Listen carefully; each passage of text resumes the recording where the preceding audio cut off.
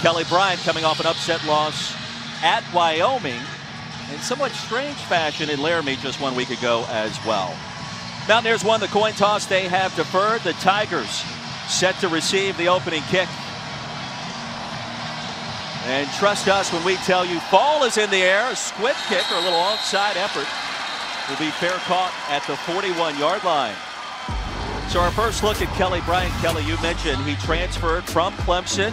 The Fighting Red Hurricanes back in South Carolina is where he got his high school career underway.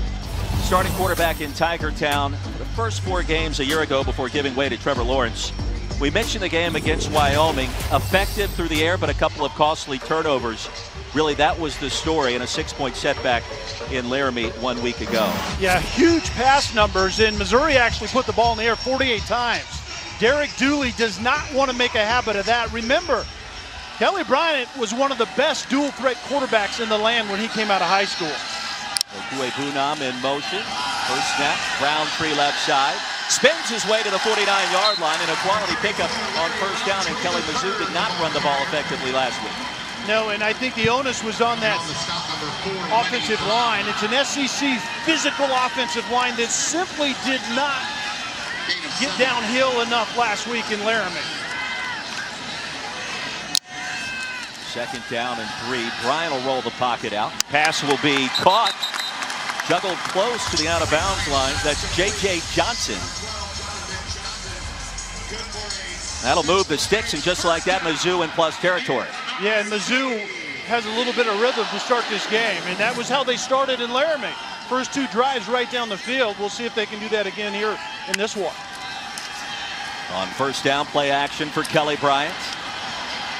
And ushered out of bounds near the 45. He'll pick up a yard. Quandarius Qualls in the area. And that's where Kelly Bryant has to be good. Decision-making, situationally. Roll right, it was covered outside. Just simply get what you can and get out of bounds. Don't put the ball in harm's way. That's the #1 responsibility of the quarterback always. Missouri, a program picked in the upper echelon of the Southeastern Conference this year. As the give along the left side. Flag on the field at the 48. Josh Norwood the stop after the Roundtree carry. Veteran officiating crew led by Brad Van Vark this afternoon. Morning time here in the Central Time Zone. Personal foul, chop block, offense number 75 and number 50. 15-yard penalty, replay second down. Wallace Sims, the right guard, and White, the right tackle. And the reason that there are 2 numbers is because the officials literally give the penalty to 2 different players. One goes high, one goes low. They're engaged at the same time on a defender, and obviously that's dangerous. Therefore, it's illegal in this game. Second down and 25 from the 39-yard line, so a costly penalty for Mizzou on their opening possession. The swing pass, there goes Beatty, and Tyler Beatty with a short gain, give him 3. It'll bring up third down and long. You know, in the first situation, Roy, early in this game where Kelly Bryant and this offense they're behind the sticks. And so what you want to do as a quarterback is you have to keep revisiting this question. What does my team need? My team doesn't necessarily need a first down right here. What they need is the ball not put in harm's way. Get what you can get, and at least see if we can flip the field in terms of field position. Tigers need 23 here. Clean pocket for Kelly Bryant. He'll buy some time. Looking for some real estate. Nobody home. He's going to be tackled back at the 36-yard line. Darius Stills with the pressure. And Jeffrey Pooler making sure that Bryant was held in check. A really good start for West Virginia defensively. Defensive coordinator Vic Koenig told us that they would actually like to get Kelly out of the pocket, which is pretty interesting for a dual threat guy, but it's a swarming defense. It's unconventional. It breaks a lot of rules the offense wants to live by, and you saw it on that drive there. Tucker McCann checks in for Mizzou under duress. It's a fair catch called for and made by Alex Sinkfield. Punt of 51 yards, and now our first opportunity to talk about Austin Kendall, a North Carolina native, Cuthbertson High School. You mentioned it, Kelly. backed up Baker Mayfield and Kyler Murray, a couple of Heisman Trophy winners in Norman, before transferring to WVU in January. And he had some other opportunities to go elsewhere. Looked at Auburn, NC State. He chose Morgantown. Now he's got a chance to shine for the first time. Yeah, he could have stayed in Norman and maybe backed up the third Heisman Trophy winner the way that Jalen Hurts started the season last week. But he's in a new place. He's in charge of a new offense from the beginning. And I think he really enjoys what he's doing currently. Kendall out of the shotgun, floats one deep. Dangerous toss, and it's nearly picked off. Double coverage near the 40. It'll be 2nd and 10 for WVU.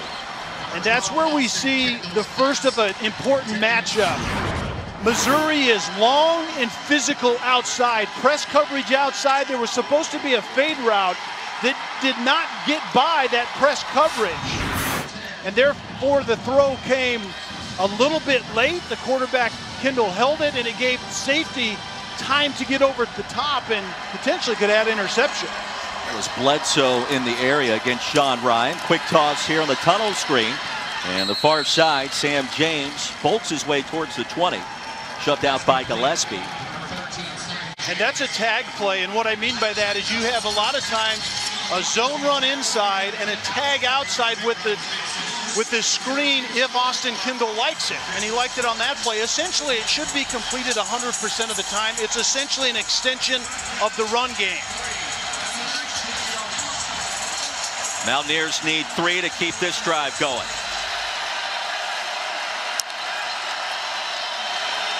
Kendall.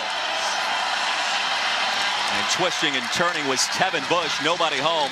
No flag on the field, and 3 and out go the Mountaineers on their opening possession. And once again, the receivers matched up on physical long corners outside with Missouri. And whether it's the nickel slot or whether it's outside, if you run fade routes in college football, it's such a low percentage throw. Pat Narduzzi told me one time that he's made a living on making quarterbacks and receivers in college complete that pass. And West Virginia could not do it on 2 plays on that drive. Now you saw Neil Brown, the first-year head coach for the Mountaineers, talking things over with his quarterback. Brown will call the plays as Josh Groudon sends it to the 39 after a punt of 41. Our first time out, so we step aside here at Mizzou.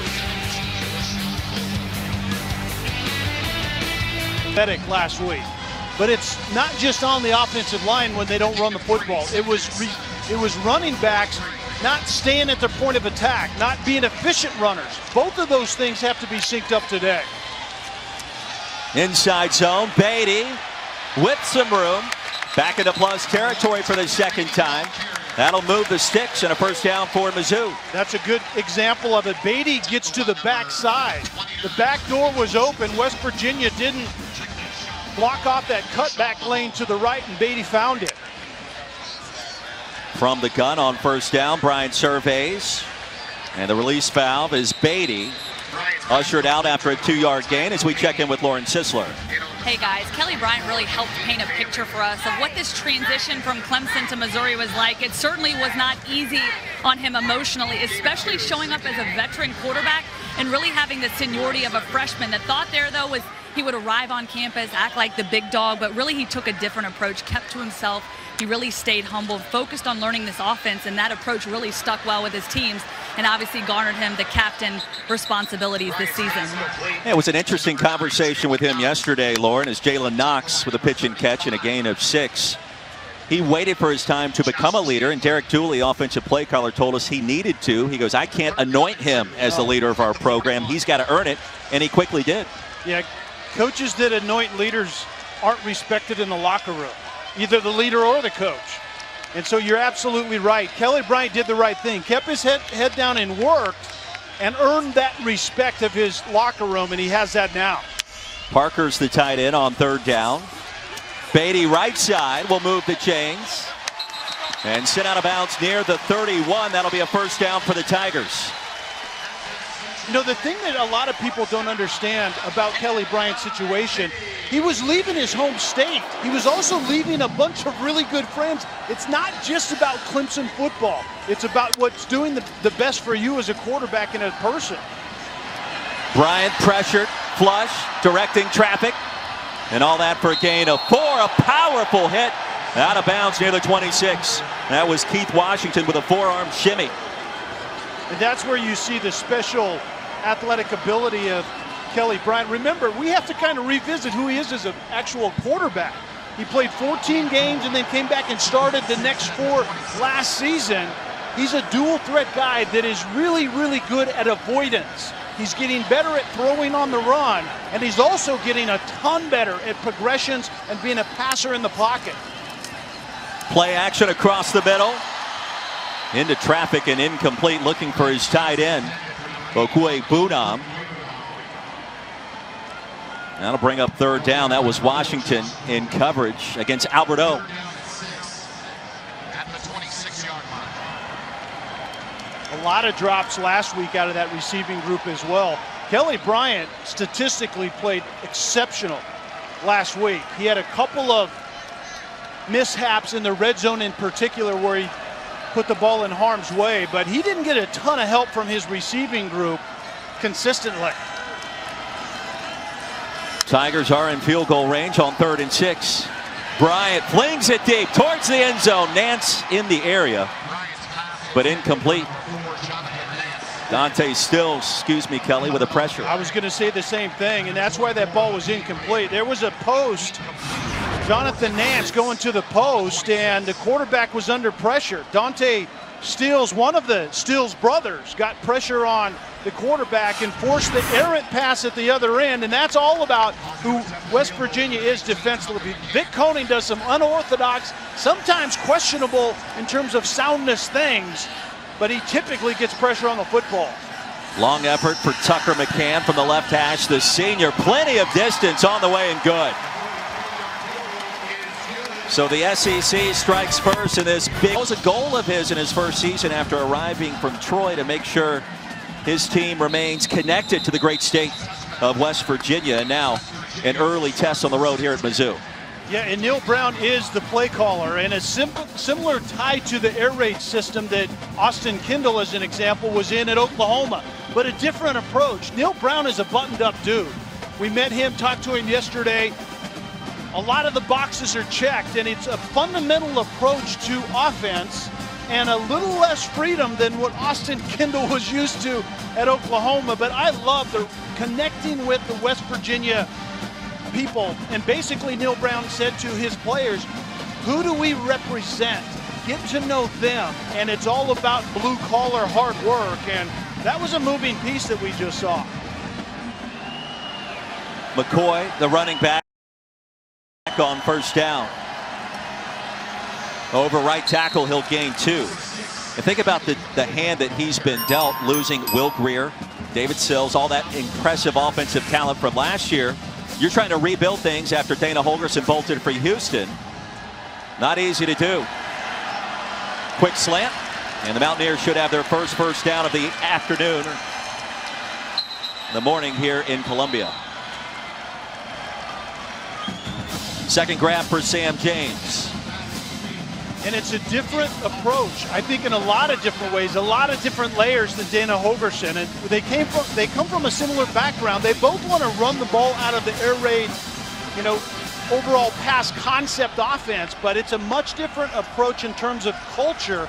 And we'll talk about that as this game goes along. That's a gain of 13 from the 44. Mountaineers will utilize tempo as you would expect. And nothing doing for McCoy on 1st down, brought down by Jordan Elliott, who's got to play well for Mizzou today. Yeah, Jordan Elliott is a difference maker at defensive tackle for Mizzou, and he needs to be that guy. Mizzou has lacked disruption from that defensive line of scrimmage. Swing pass. A little shake and bake for McCoy. On 2nd down and 9. He'll gain 2, brought down by DeMarcus Azee. These money downs in football, whether it's red zone downs altogether or whether it's 3rd downs like here, it's most likely at 3rd and 6 a pass down. And so what kind of execution does Austin Kendall, even though he's been there a while now, is still getting used to receivers? How do his receivers get off of physical press coverage that they're seeing right now out of Missouri?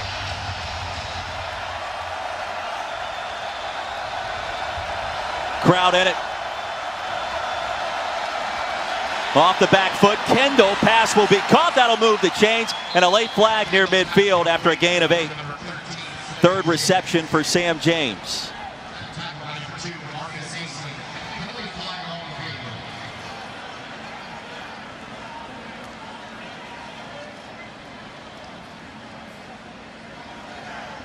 Pass interference, defense number 2.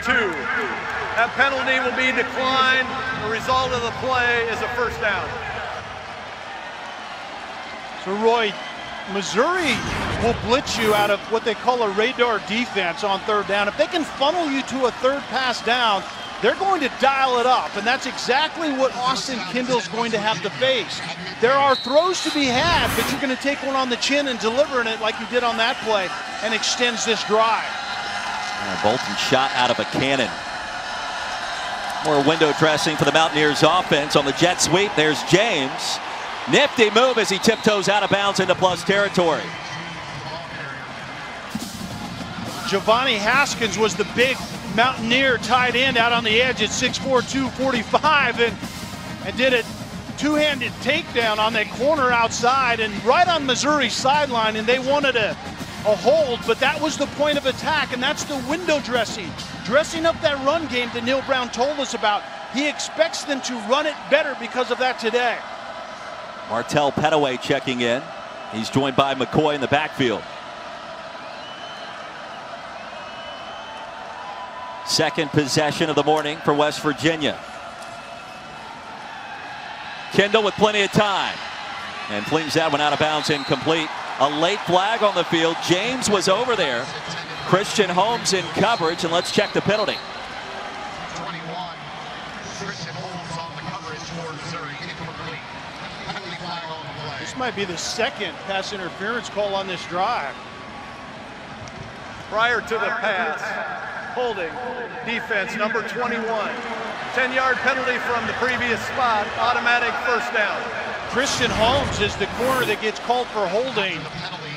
SEC big physical corners. They're all 6'1" plus. They're physical guys. And the difference between a holding by a corner and pass interference, the ball simply wasn't in the air, but it's basically the same thing.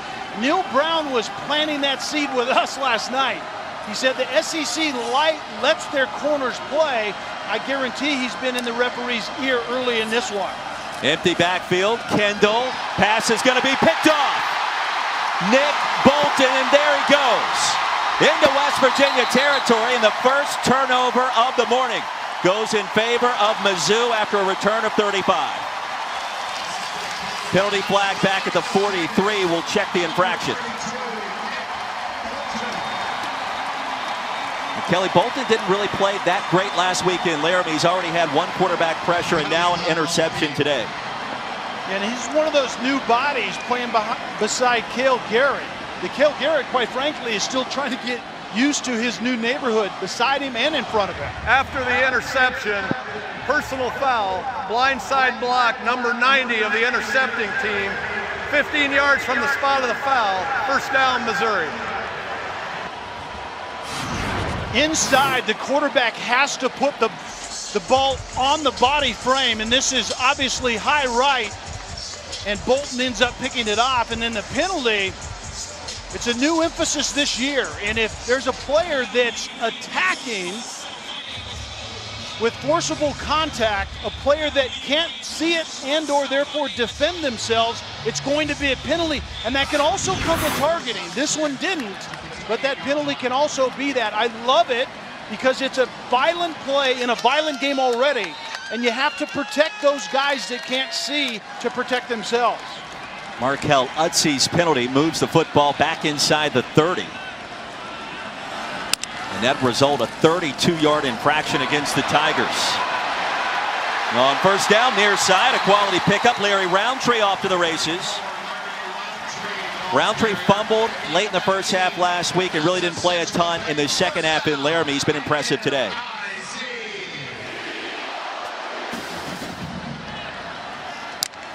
Here comes the tempo after a gain of 19. There's a crease. Tyler Beatty. Another Mizzou first down, a gain of 11. And the tempo will remain as long as there are creases that you just referred to. The run game is looking better because of the tempo early in this one. And within about 10 seconds, Bryant claps for the snap, floats one deep and out of bounds. Looking for Nance, there's a penalty flag. In coverage, Nick Troy Fortune. I don't know if that was catchable, but clearly he was held up.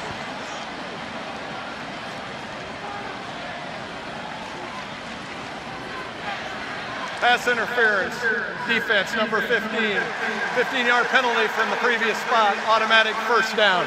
Correction, the foul is on number 11 of the defense. Nick Troy Fortune gets called with the penalty. The ball's in the air. You can't impede the receiver's ability to get to the football. An aggressive play outside, press coverage. That was not the right place for Kelly Bryant to go to. Big tight end sitting right over the football that he didn't find.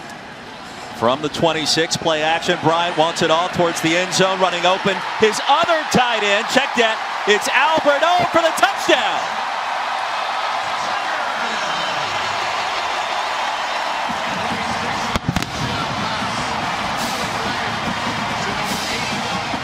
Albert O at 6'5", almost 260 pounds, great ball skills, and we'll see if replay allows this one to stand, but nifty footwork. It's clear possession, get it body part down, and be able to make a move, come into the game, and all of those things I think Albert O did on that play. Mel Kiper calls him the #1 draftable commodity at the tight end position entering next summer. This is one of the reasons why. And one of the best friends of a quarterback getting to learn his new digs is find the big tight end, whether it's over the football or on a will fade route. What incredible scenery coming out of there.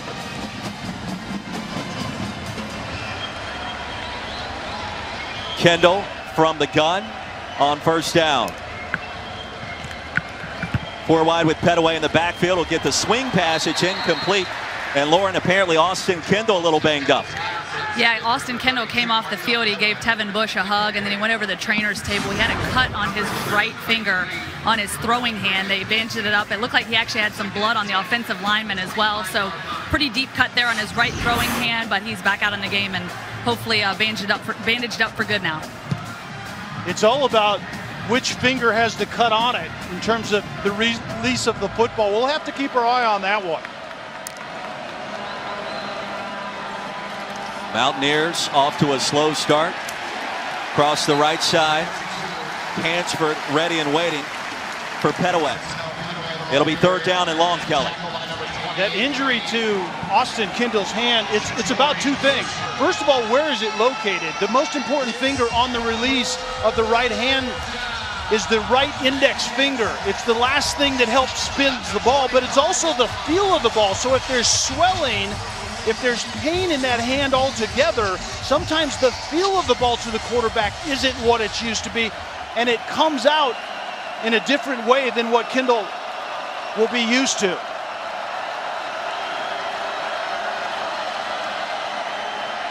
Kendall across the middle, pass is caught, good enough for a first down. Sam James once again bolts his way in front of the 40. Stopped by Nick Bolton, but that'll move the chains. And that's a good sign that Austin Kendall had a good spin on this one. There was a little wobble to it, but Sam James comes inside. Remember, early in this one, West Virginia was having a hard time at the receiver position out on the perimeter, getting off of press coverage with those big physical long corners from Missouri.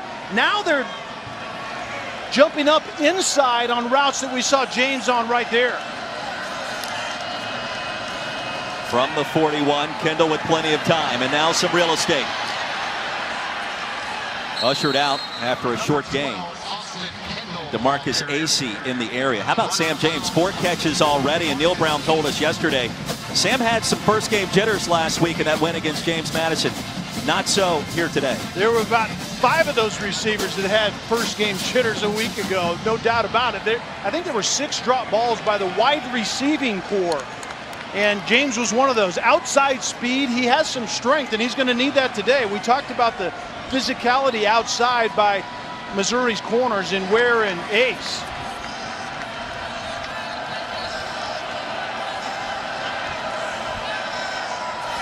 O'Loughlin checks in as the tight end. Inside handoff, nowhere to run, stacked up and driven backwards. He'll lose a yard. Cale Garrett led the charge. Coming off a career-high 16 tackles last week. And Cale Garrett is the real deal. If you want a picture of a middle linebacker in the dictionary, it would have a guy like this beside him. He's a volume tackler. He's a student of the game. They built basically his own cubicle to watch tape in. He's there so much in the coaches' offices, and that run defense by Missouri has funneled West Virginia once again to a third pass down, which typically Ryan Walters, the D coordinator, likes to heat the quarterback up right here. On third down, Kendall across the middle. Pass is going to be picked off. Intercepted. Ronell Perkins, the fifth-year senior from St. Louis, the second turnover of the morning. Perkins ended up with the football, but it was Cale Garrett from his middle linebacker position that absolutely got red-faced to get out underneath that route, got his right hand on it, and knocked that ball up in the air. Middle linebacker just simply read and recognize, and that's who Cale Garrett is from that middle position. That blur that came flying in there was actually his left hand. He almost overran the football. And Kendall tried to go back inside underneath the middle linebacker Garrett, but Garrett made a very athletic play on the football. Here comes Kelly Bryant already with a 10-0 lead. Roundtree, a right tackle run, escapes out of bounds. He's going to gain 5 yards on first down. Qualls with a stop. And once again, back to the pace. That tempo has worked fairly well for Missouri, even though they haven't been able to finish drives like they wanted to. They'll set up the screen, batted down. Heavy pressure that time. Devontae Stewart bolting through and got a fingertip on it. Yeah, there were two defenders. Actually, it was Chandler and Stewart. The bad news is one of those guys should have been covering the running back out in the flat. If Kelly Bryant could have gotten that ball around those two defenders, there was a lot of running room to the uncovered running back out in the left flat. So a big play early for the WVU defense. Four-man pressure, Bryant, Beatty, first down Mizzou, into WVU territory, and the drive continues. It's a gain of 11 yards, the stop by Dylan Tonkery on his birthday, no less. Wallace Sims, the right tackle, was downfield blocking, and the reason he could do that is because the pass theoretically was completed behind the line of scrimmage. Bryant twisting and turning. You mentioned dual threat ability at the onset of our show today, and that's the first time we've really seen it.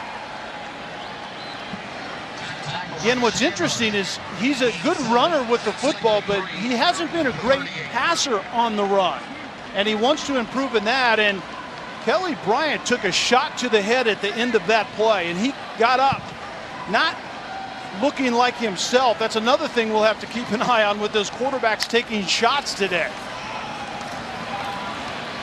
Beatty right side. That'll bring up third down. Barry Odom trying to rally the troops today. It was interesting what he told us this week. A loss at Wyoming is a game that's not going to define us, but our response certainly will this season. I think he's got to be very pleased with the response he's seen so far today. Well, and specifically the response in more urgency in the run game out of the offense and better run defense out of those guys on the defensive side of the ball as well. They didn't do either one of those things very well last week. First quarter comes to a close here in Columbia. And the Tigers defensively standing tall in the early going. A couple of interceptions led first ESPN. A beautiful Saturday in Columbia, Missouri. And the Tigers starting a 5-game homestand. Often running behind the passing and rushing of Kelly Bryant. Touchdown by Albert O. The defense has showed up in a big way so far today as well, Kelly. Yeah, run defense in particular. They look a lot more confident, aggressive, less tentative in that run defense. And Roundtree lassoed down at the 35. So on third down, he'll come up just short, pending the spot. And I think you'll see more of the same right here. Remember, dual threat quarterback deep in the red zone or in short yardage are vital. Out of the gun. Roundtree again. A-gap run.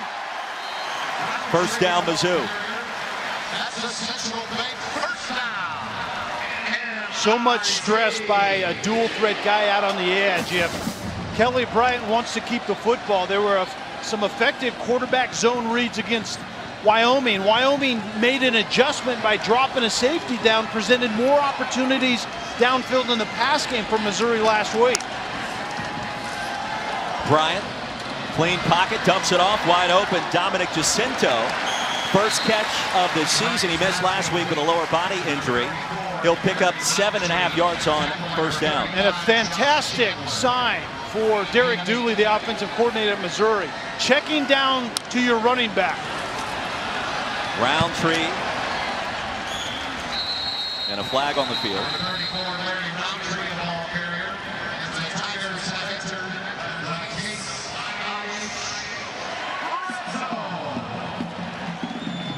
Check the penalty.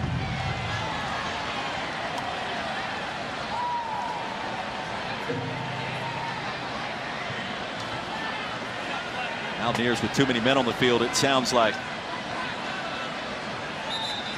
In West Virginia defensively, Vic Coney, the defensive coordinator, is not opposed to substituting in mass. Both on the defense. Offside, defense number 56. That penalties declined. Illegal substitution, too many men on the defense. That penalty is also declined. Result of the play is first down. So that last reception by Larry Roundtree, not Jacinto, and now the drive continues. And Vic Coney, we talked about it. It's an unorthodox approach defensively, and he has some hybrid positions. He has the bandit, he has the cat, he has the spear safety, and those players are interchangeable. You can go lighter and more pass coverage oriented, or you can go heavier and run defend, and sometimes he gets caught and substituted. Roundtree again. He's been a mainstay of this Mizzou offense. Brought down short of the 10 by Giovanni Stewart after a gain of 7. And it's a really good 1-2 punch in the run game when Missouri is cranking it. Larry Roundtree is well built, he's powerful, he's a workhorse type guy, and then Beatty is more of the slasher, a really good receiver. Pistol set, Roundtree again. Probing towards the end zone for the touchdown.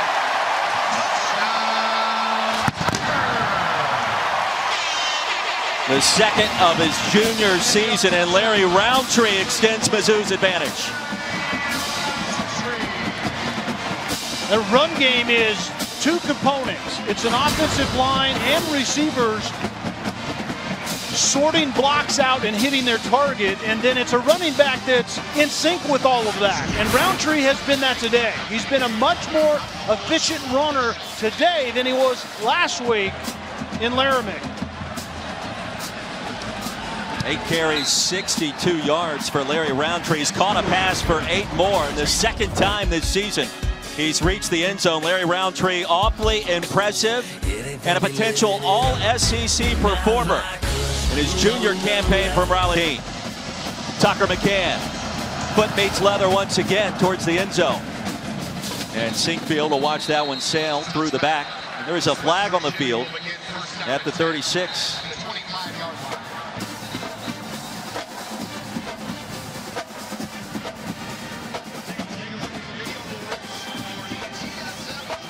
I think this is simply going to be offsides on offside. Kicking team number 3. That 5-yard penalty will be added to the end of the run. First down. Don't forget, coming up later today, we'll have a can't-miss college football doubleheader over on ABC and the ESPN app. Texas A&M and Clemson live from Death Valley. 3:30 Eastern, 12:30 Pacific, followed by number 6 LSU and 9th-ranked Texas on the 40 acres. That's at 7:30 Eastern, 4:30 Pacific. What an evening of college football we've got headed your way. The appetizer to the main course begins right now. James in motion on first down. The Mountaineers need some points. Trailing by 17, a 2-yard pickup for Kennedy McCoy. And Neil Brown felt very strongly that his offense would run the ball better today. All of that window dressing changes the eye discipline of the defense. That's the intention, and Missouri defensively had trouble, quite frankly, with that against Wyoming a week ago, but they've been fairly buttoned up defensively, has Missouri here today. Mountaineers with just 11 yards on the ground so far. Under duress, Kevin Bush, first reception, nifty move, first down WVU. Flag on the field back at the 31. Let's check the penalty. And this is going to be declined. There was an early start by Missouri defensively. They're going to be offsides, and Devin Bush simply needs to touch the ball more. He's a power-packed individual at 5'6", $160, but he's as quick as a hiccup when he gets out in space. There are 2 fouls on the play, both on the defense. Offside, defense number 32. That penalty is declined. Personal foul, roughing the passer, number 28 of the defense. 15 yards from the end of the run, automatic first down. Jatorian Hansford, the guilty party. And Nick Bolton was offsides initially, and this is Missouri's game plan. Not to rough the passer in Austin Kendall, but to make that quarterback position extremely uncomfortable. And they've been late a couple of times here this afternoon early. Mountaineers in plus territory. A little misdirection. Kennedy McCoy left tackle. We'll get a yard, maybe 2 on first down. Bolton the hit. So all of that movement, trades, motions, eye candy is to influence the eyes of the defense and try to get them out of gap integrity. Offsides penalty coming here against Mizzou towards the end zone. And in double coverage, that was Sam James. Basically a free down for Austin Kendall. Yeah, and Kendall knew that. That's why he threw a vertical to a receiver that was double covered. Great use by a hard count by Austin Kendall to try to get the defense to show their hand a little bit. But the defense is heard all week about getting revved up. And so their engine's running. They haven't gotten a lot of pressure on the football this year. And so they're getting after it early. Both on the defense. Offside, defense number 97. That penalty is declined. Personal foul, hands to the face. Defense number 19. 15-yard penalty, automatic first down. What was the number? Correction, number 18. Joshua Bledsoe was the guilty party for Mizzou. 18 for the Tigers for the personal foul. And all of that is contrary to head coach's Barry Odom's personality. He's a buttoned-up guy that likes to do things right, play with discipline, be aggressive, but do it in a disciplined way. And this drive, Missouri's defense has not done that. Mountaineers back to work. McCoy, a hard collision at the 20. Cale Garrett got there first. It's not just about driving the football, right? In this game, it's about finishing drives. You need to finish in the end zone right here. You're down 17-0 on the road against an SEC team, and their defense has bailed you out on this drive. Multiple penalties on 2 occasions, and so now you're in the red zone. Austin Kendall and company have to finish this one out. Against the 4-man front, into the turf, looking for James on the screen. It'll be 3rd and 10. That variety of tunnel screen. That tunnel screen goes back to the air raid in Kentucky. They're given credit with inventing that. The receiver comes inside and literally almost catches a wave of offensive linemen up inside the hashes, but Missouri snipped it out on that play. Crowd on its feet on 3rd down.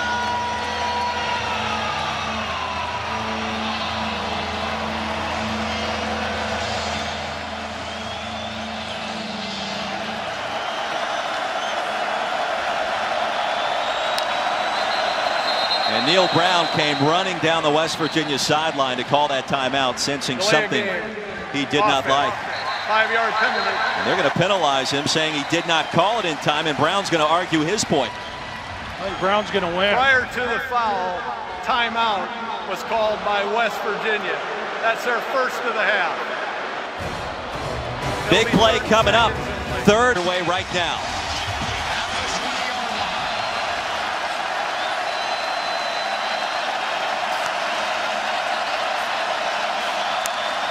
Mountaineers need 10. Pocket collapsing and down goes Kendall. Cale Garrett shot out of a cannon, got there. There were two defenders in the A-gap, Cale Garrett being one of them. Are both of them coming, or neither one of them coming? In this case, it was one of them, and it was Garrett, and he came essentially unblocked. Garrett has looked much more aggressive with playing without hesitation than he did a week ago. That's who number 47 Garrett is. 45-yard effort for Evan Staley. He's 2 for 3 this season. Straight away, on the way, and no good.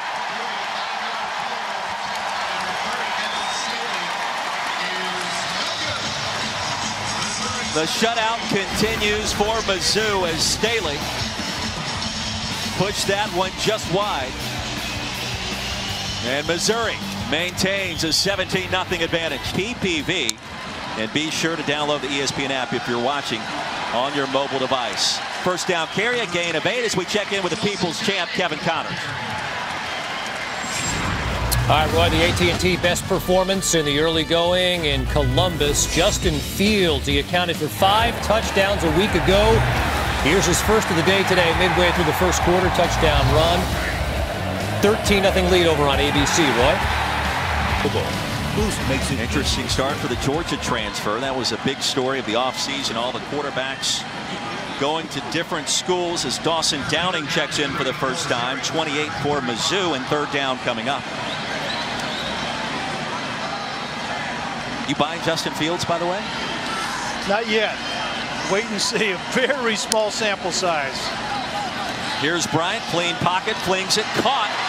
A nifty move by Johnson. He's got the first down, and the drive continues. It's a gain of 13. And West Virginia was playing a track defense. They actually were defending that very pass when you have a defender setting out in the flat and a route coming at you, and it was just a bad play on the ball by Bailey outside. That could have been a big play by West Virginia. From the 48. Inside give, Downey churning his legs. He'll make it to the 47. Tyke Smith the tackle. Tempo, or really up-tempo, and run game go together. You can't go fast if you can't run the football, because you can't be efficient enough offensively to go fast. So you have to have an efficient run game, and Missouri has had that in this first half here today. After a gain of 5. Here's second down. Pocket collapses. Bryant straight ahead. And dives ahead. He'll pick up the first down after gaining 6 yards. I talk about a patient run for Kelly Bryant. That's special, and there aren't a lot of people playing this game that can do that. The defensive design worked, and yet it failed because of the skill set that Kelly Bryant has. He made 2 guys miss, and then is physical at the end and moves the chains. That's special stuff. Operating from plus territory. Downing.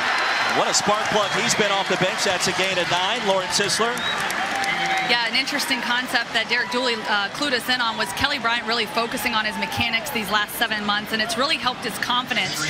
It's really a two-way street, though, between these two guys. Dooley learning what makes Bryant comfortable. He's got multiple lists for him, the plays that he doesn't like, the plays that he does like, and the plays that he needs to like so that he can build a bigger package for this football team.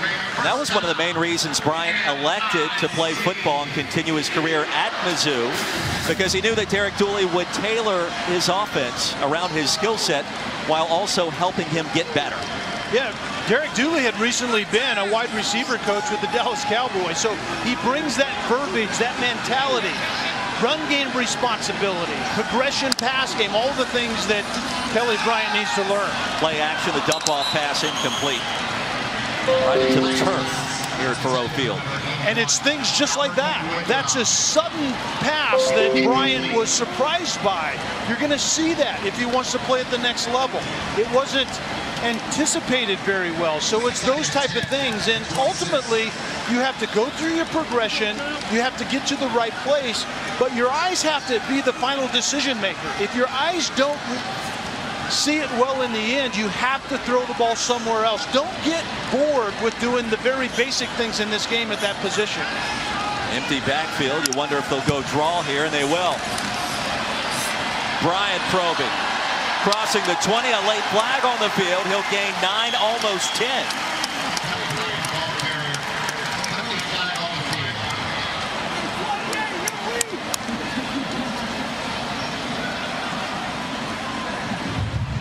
Holding. Offense number 55. 10-yard penalty from the spot of the foul. Replay second down. Tristan Colon Castillo, the guilty party. Yeah, the center is the one that gets called for this, right in the middle of everything, but you called it. It's an expanded formation. They go empty set, and it's quintessential quarterback draw formation, and it's the efficient, effective running by Kelly Bryant. He's really good in the run game design quarterback portion of this offense. Throwing on the run, he's still getting better with that. Kelly, halfway through our second quarter, West Virginia in desperate need of a stop right here and right now. Second and long for Kelly Bryant. Pressure. Escapes. Down the field. Caught. Close to another Mizzou first down. Daniel Parker, his second grab of the season. That'll move the chains after a gain of 18. And these are all things that are just defensive coordinators' worst nightmare. Your defense wins and Dante Stills gets clean, and then you find a big tight end, Albert O, down the field. So it's the avoidance, it's the extension of the play, and it's the keeping your eyes downfield to take advantage of that. All really good stuff by Kelly Bryant. Timeout on the field. A West Virginia player injured near Clemson, the most dominant team in college football the last 4 years. A little BYOG on your Saturday Kelly Stopper. Why not? Yeah, Dabo will drop some one-liners with the best of them. You know, it wasn't all that long ago when Clemsoning was a thing, right? And now look what we're doing. We're bringing your own guts and winning multiple championships. Taj Alston, the injured Mountaineer, reserve defensive end, being helped off on a golf cart. Clearly frustrated.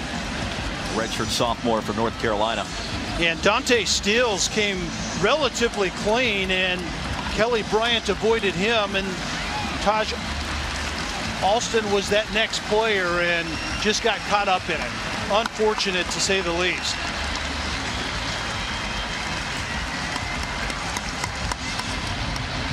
It's a tough place to be when you're getting carted off and you don't know what lies ahead. You know you're going to be potentially rehabbing in some form, and not a very pleasant place to be. Keep your head up, young man. Beautiful day here in Columbia.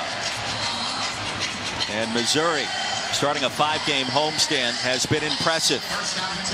Neil Brown told us we're going to see a different team than what we saw on film up at Wyoming last week. And so far that has proven to be accurate. Pistol set, Albert O in motion. Beatty, the running back. And he's lassoed down. He'll lose a yard. Dante Stills broke through.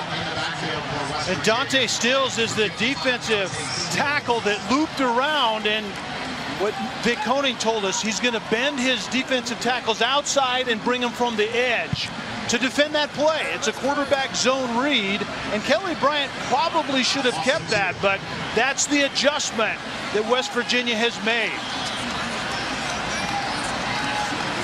Trips left as Beatty motions out. Pressure for Bryant towards the end zone. Wide open is Albert O for the touchdown.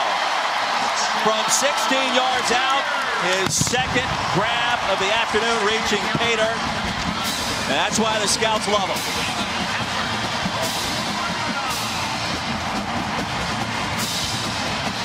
Well, Albert O is a big body tight end. He has great ball skills. He's an inline blocker if you want him to be. But he can run routes on safeties also. I mean, that is a fantastic weapon to have, and certainly Mel Kiper Jr. loves the guy. The NFL is going to love him as well. had a shoulder injury late last year, suffered at what a weekend it will be. And of course, the absolute latest on Antonio Brown as well, who has now been released by the Raiders. Back to the studio we go, and Kevin Connors. Hi, Roy. Syracuse shut out Liberty a week ago, but man, Maryland is having their way with the Orange. Anthony McFarland Jr., 20 yards, second touchdown of the day, put Maryland in front 28-7, 28-13 game now, and the Terps getting busy again. Touchdown strike. Maryland's dropped 11 straight home games to AP-ranked teams, but they're up 35-13 right now over on ESPN. And meantime, looky here. Army and Michigan locked up in a good one. 7-7 game, late second quarter, guys. And the Black Knights almost did it last year in Norman, taking OU to overtime. And boy, what a great job Jeff Monken has done with Army. Back in Columbia, Missouri leading West Virginia by 24. 5-yard penalty. And the Mountaineers offensively out of rhythm, out of sync. Delay of game here will cost them 5 more. Delay of game after a commercial break. Those are the worst kinds. Those are the egregious kinds that Neil Brown is certainly not liking out of his team. James in motion. He'll roll the pocket out. And a nice pickup on first down as Sam James grabs his 5th reception. What did you think of Neil Brown yesterday? It's the first time I think you've met him, right? He was buttoned up. I mean, he's really young. I mean, this is a guy that hasn't even reached 40 years of age. But he knows what he's doing. And you knew that after he won 10 games or more 3 consecutive years down at Troy. So he's been dealt an interesting hand, I think, on offense. And clearly in this first half, they're trying to feel their way through the early part of this season.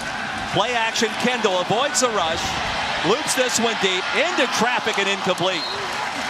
Double coverage, Bledsoe got a fingertip on it. And Austin Kendall just has to understand he has a vertical going up the hash, but if you get moved in the pocket and the timing is off, now if you throw it vertically inside like that, the safety's going to have time to get to it. And that's exactly what happened.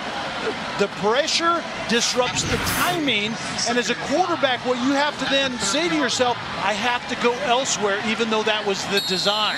During that replay, an offsides penalty was called, so West Virginia will get 5 yards. And a chance to do it all over again. Mountaineers need some points on this possession to have a chance to get back in it.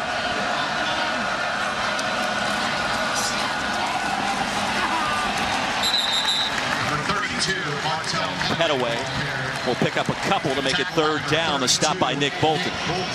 That offensive line for West Virginia is just simply overmatched. They're not able to stay on their targets. You know, offensive football in terms of running the ball is about who to get and how to get them. But once you get them, you have to make some movement.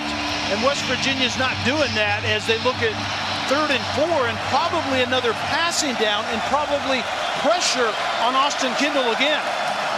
Bush in motion. Trips left on 3rd down. They'll swing it the other way. Petaway needs to cross the 35, and he will. So Chris Turner, the tackle, but the drive continues. So if you and I are calling plays and I anticipate pressure, what do you call? You call a screen just like this. That's anticipatory play calling by Neil Brown. That's how the game works. You know your opponent, and defensive coordinator Ryan Walters has gotten after Austin Kendall today. And so 3rd and a pass down, and you can convert with a screen, and that was well executed. Well called also by the play caller Neil Brown. Empty backfield, movement up front. Missouri was caught offsides. It'll be 1st and 5 for WVU. By the way, were you going to answer my question about if we're 3rd and a pass down and expecting pressure, were you going to come up with screen? Number 20. I didn't really give you a chance to answer. But first down. The answer, of course, is yes. Yeah, and here's the pressure again. Pressure leads to errant throws. An extra defender out on the edge. And quarterback Austin Kendall just doesn't feel comfortable or have time to really step up in the pocket and rip one. That time he threw off his back foot, resulting in the errant high throw that was fluttering down the field. Inside give on 1st and 5 and nothing doing. Well, West Virginia was 4th in the country in passing yards per game a year ago. Kelly, over 350 per contest.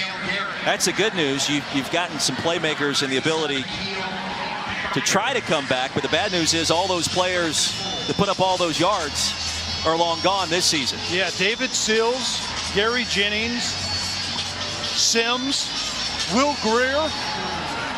Dana Holgerson obviously is gone as well, but yeah, that production's out the door. This one floated downfield into traffic looking for TJ Simmons. An outstanding coverage by Tyree Gillespie. But I mean, this is what we're talking about. Yeah, let's make this work. I mean, it was an explosive offense, obviously, with the names we just gave you and Dana Holgerson calling those plays.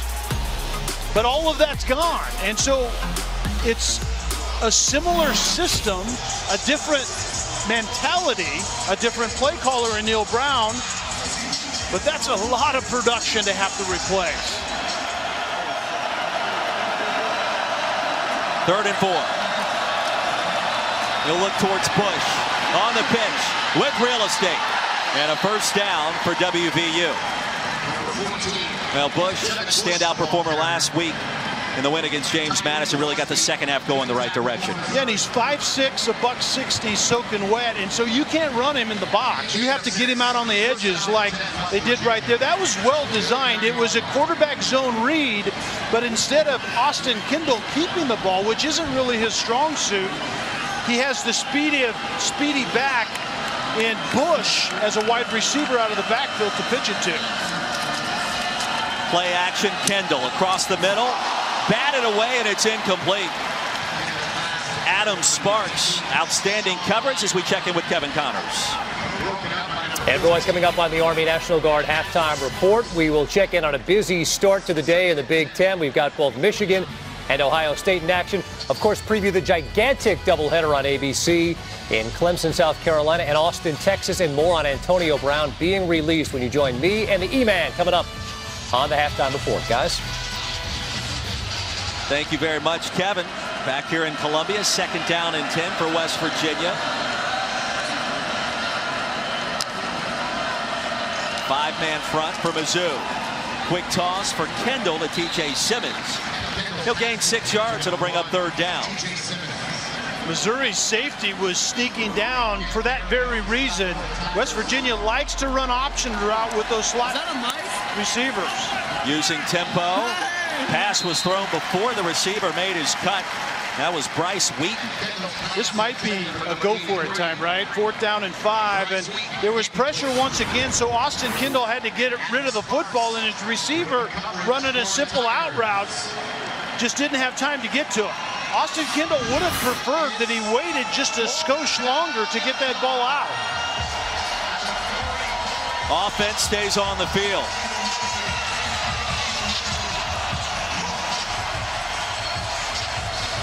John Hughes, usually a guard, comes on, and Wickline, the right tackle, went out. Play clock winding down and a timeout call by West Virginia.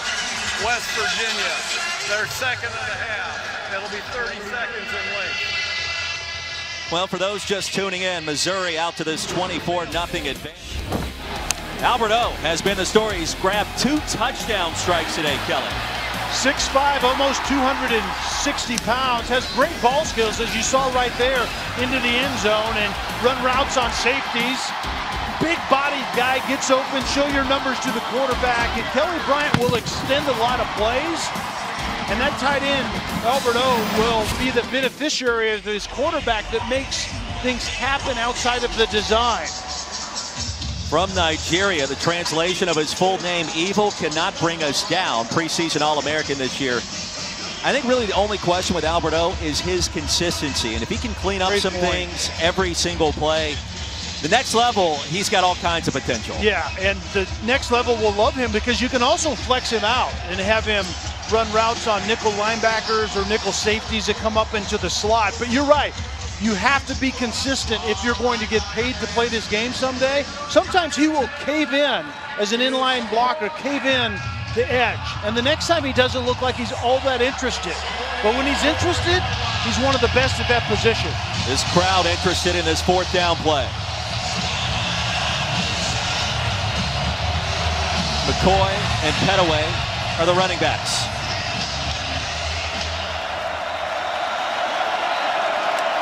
Tigers showing pressure. Here it comes. Kendall with time. Pocket collapses. Down he goes. And the Mountaineers turn it over on downs. Pick your poison. It was a wave of white and black after a loss of 9. And you said it, Oliver was the safety that was sneaking up to the right side of the quarterback, and then it's just not a lot of sorting it out. And even though Alberto is a big tight end, he loves the way his defense is playing, because guess what happens? I get more touches if those guys are playing well. That's exactly what that tight end is saying. Neil Brown searching for answers after the sack by Kobe Whiteside. Austin Kendall wondering what's happening as well. His second start not going all that great.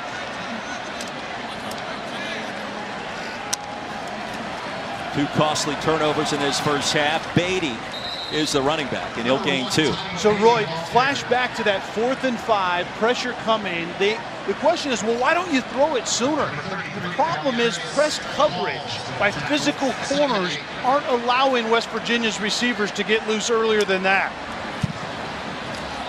Quick toss for Bryant. A lot of traffic on that side. Johnson reels it in. And a late flag on the field as well. We'll check the penalty. Yeah, this seemed like a block in the back to me. And we'll see if that stands up. But it was a screen outside, and there was a receiver, I didn't get his number, that is in charge of starting that screen off well and has to block. And it seemed to me hit West Virginia defender right in the back. Here's Brad Van Vart. There is no foul for an illegal low block. Well, the play stands. Missouri back to work. 1:39 remaining in a fast-moving first half. Well, Neil Brown certainly didn't agree with the call, and I don't know about the low portion of it. I thought it was in the back. But Neil Brown, it happened right in front of the West Virginia bench. Clear outside. And that's the player that has to block in order to start this play. Is that not a block in the back? Am I missing something? To be. It wasn't a low block. And we're still getting a conversation between the officials. Get Rogers Redding on the horn. Maybe we're missing something. Please reset the game clock to 1 minute 39 Again, outside, seconds. quick screen. It's a bubble screen. That receiver is trusting his colleague to get that block, but I still don't believe you can block a defender in the back. Bailey ate the turf that time, and I agree with you. That should have been a penalty against Mizzou. 3rd and short for Kelly Bryant. Only needed a yard, and this one's going to be close. That second effort may have gotten him there.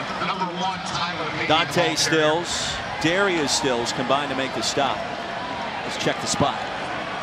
Number 55, Dante Stills, tackle for West Virginia. And good enough for the first down. It's interesting, you saw Kelly Bryant there as the officials were conversing, doing a little dance to the music being played out of the Jumbotron. They're first in the half. Kelly, I think that's indicative of the kind of first half he's enjoyed at total ease and completely comfortable with this offense. Well, take a look now at this week's college football rankings brought to you by Northwestern Mutual. And guess what? Clemson is number 1, but how about this? Number 7, Michigan at home against the Black Knights, trailing Army by a touchdown. Doesn't surprise me a bit. Beginning of the year, I circle that one and say that's trouble. Army is not only really, really good, but they're really good at what they do with that triple option. Michigan lost a lot of NFL-type defenders. Michigan, I think, will be really sound on the defense or the offensive side. They have some growing up to do defensively. That's a trouble spot. I need a pick from you. I need a pick from you on the 3:30 game over on ABC. Does it have to do with what we just saw here, or are you going somewhere else? Clemson, Texas A&M. Yeah, I need to keep up with you. You mentioned the long corners in the SEC. Yeah. Texas A&M has some of that, matching up with the Tigers in Death Valley against their behemoth wideouts. Yeah. Justin Ross, T. Higgins, who you like? And that's what you have to have if you want a shot at that NFL group of wide receivers. Charles Oliver, corner for Texas A&M, 6'2", almost 200 pounds, and Miles Jones, 6'4", 185. All of the secondary is 6'1" and above. That's a good start. I'm not saying they're as talented as what you see out of Clemson's wide receiver group, but you have to at least be in the game physically, and Texas A&M is in the game physically in that one. That's not a pick. There you see Vic Coney. Oh, I was supposed to give you a pick. We'll come back to that. We'll have a little time. Out of the extended break, Bryant back to work, fires his strike, and a quality pickup on first down. Gain of 7. Bailey in coverage as Jalen Knox makes the grab. And this is the situational stuff that I know Derek Dooley wants to see Kelly Bryant do a better job of. He got into trouble a few times in situations like this. Right now as a quarterback, what does my team need? We have 3 at minimum, but we still have time to get this in the end zone. You got 2 timeouts to work with, plenty of time on the clock. Barrett Bannister will be 1 yard short. And the line needed a gain. And 2 tight end or timeouts, you don't want to use your first one until you get a minute under. And although Missouri's using their first one right now, typically the rule of thumb, not that you have to always abide by it, is when it gets down in under a minute, use your first one and then save your second one for something deep in the red zone if you need it and get caught in bounds. So 1 timeout remaining, $1:15 left on the clock. And Missouri dominating West Virginia. Kelly Bryant's been awfully impressive. His counterpart for West Virginia, Austin Kendall, really has been running for his life at times. And that's the difference. The playmakers around Kelly Bryant is significant. And the pressure that Austin Kendall has been under has been significant as well. So Kelly Bryant leaves home, leaves Clemson, leaves his home South Carolina, and goes into that portal and gets spit out here in Columbus. Austin Kendall, on the other hand, went into the same portal, got tired of backing up Heisman Trophy winners, but I don't think he has the supporting cast that you see Kelly Bryant playing with. That dude has gotten beat up today, and it's not even halftime yet. First meeting between these 2 schools since 2016, a WVU victory back in Morgantown. Handoff Beatty with some real estate into the red zone and a first down for Mizzou. It's a gain of 9 yards.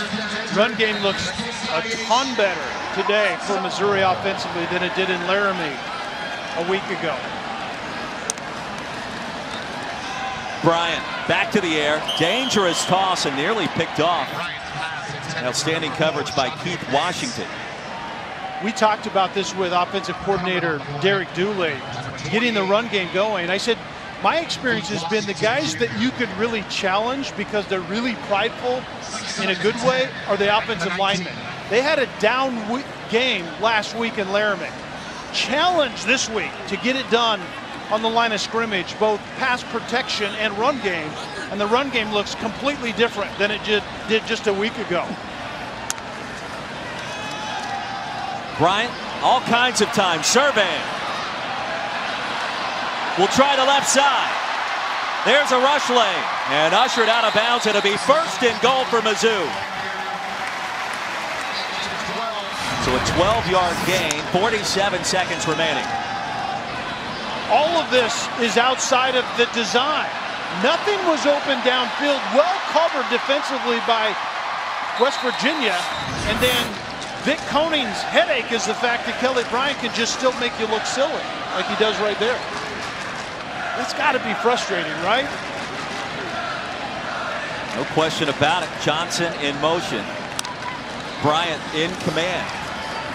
Towards the end zone and incomplete. Batted away at the last second by Josh Norwood.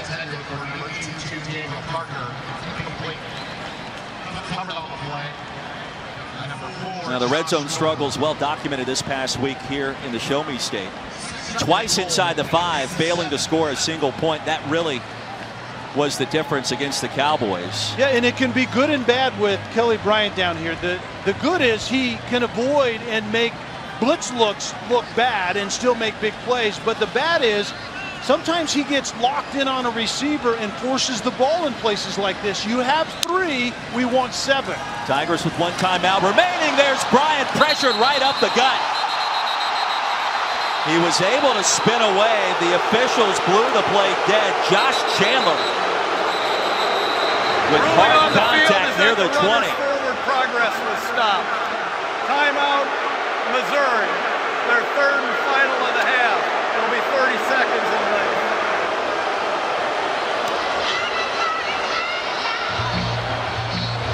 Please reset the game clock to 30 seconds. Josh Chandler is the will linebacker and is going to come off the edge. And Kelly Bryant just simply refuses. Actually, Chandler loops back up inside and was a free blitzer. And we've seen this act before. It happened in Laramie last week. Someone comes untouched and Chandler doesn't finish. I think it was an appropriate whistle, however. The officials don't understand that Kelly Bryant's still going to keep the play alive, but guys that have that talent get frustrated when they don't get to use it. I didn't have that problem with plays like that. I surrendered and went to the turf and looked to play another down, but Kelly Bryant has been magnificent in this first half. He was strong last week, even in the loss at Wyoming, and what a year it's been for him. You think about it, it was just a year ago Kelly Bryant got the start for Clemson in College Station against the Aggies. Same 2 teams later today over on ABC. He was demoted right before the game against Syracuse, withdrew from school, then last December announced the commitment to Mizzou. And the thing you have to keep in mind with players, and we've talked about this before, it's not just you're leaving a program, you're leaving teammates and a brotherhood behind, and that's probably more significant on all those levels. Tigers need 18 towards the end zone, looking for Nance. There's a flag. He reels it in for the touchdown. Keith Washington in coverage. Let's check the penalty. There was some contact near the goal line.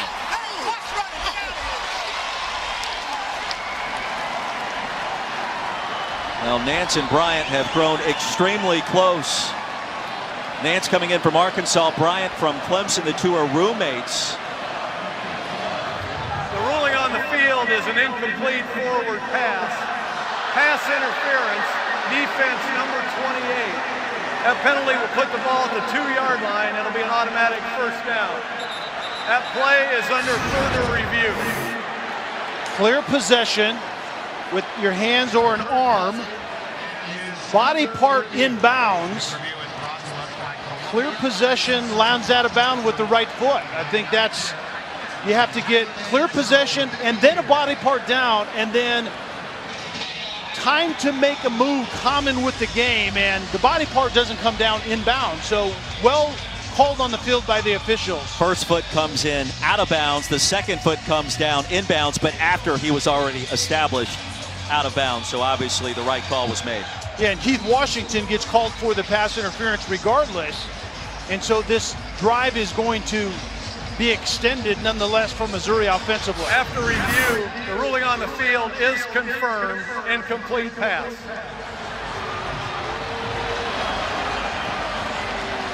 So after all of that, 28 seconds to work with. Missouri out of timeouts. It'll be 1st and goal. I didn't like the design of the play. They had 2 verticals, fade routes into the end zone when you've been running the ball so well, but it was extremely well thrown by Kelly Bryant, and Nance made a great catch. He just lost in terms of awareness where his foot was, and you need to tap your toe and get a body part down. The penalty on the field was a 15-yard penalty. Is that what you told your receivers with the Seahawks back in the day? Get that toe down. You got to tap it. Absolutely. I mean, I do all the heavy lifting. The quarterback takes the heat, makes a good throw. You got to finish better than that. Awareness, body awareness, although that's extremely difficult to do. I'm not saying it's easy, but they are really good athletes. That's why they're out there. And the Mountaineers call a timeout. Missouri operating out of the quick huddle. Their third and final and a half. It'll be 30 seconds. So both teams out of timeouts here. Missouri leading 24-0 in this SEC Big 12 tilt. What I liked out of Missouri's coaches yesterday when we talked to them, chief among them Barry Odom, the head coach, is we're not going to overreact to one game, even though it was grossly disappointing and not how we envisioned the season started. We believe we're a good team. And if you break that game down, it was this odd second quarter. And really a couple of plays in the second quarter that defined that game. There were some things that obviously needed to be cleaned up. But 3 quarters of really decent football and a second quarter that was from Never Never Land. You don't see quarters like that very often. Alberto, a couple of touchdown grabs. Kelly Bryant, extremely efficient in his second start with the Missouri Tigers. I mean, don't forget, he started 18 games at Clemson and led those Tigers to the college football playoff. He beat 6 AP-ranked teams in the process. And then Trevor Lawrence showed up. I mean, that's where the story changes. It's not about what Bryant did, it's about what Trevor Lawrence has done. They'll roll him out here. The run pass option to the end zone. Touchdown, Bannister.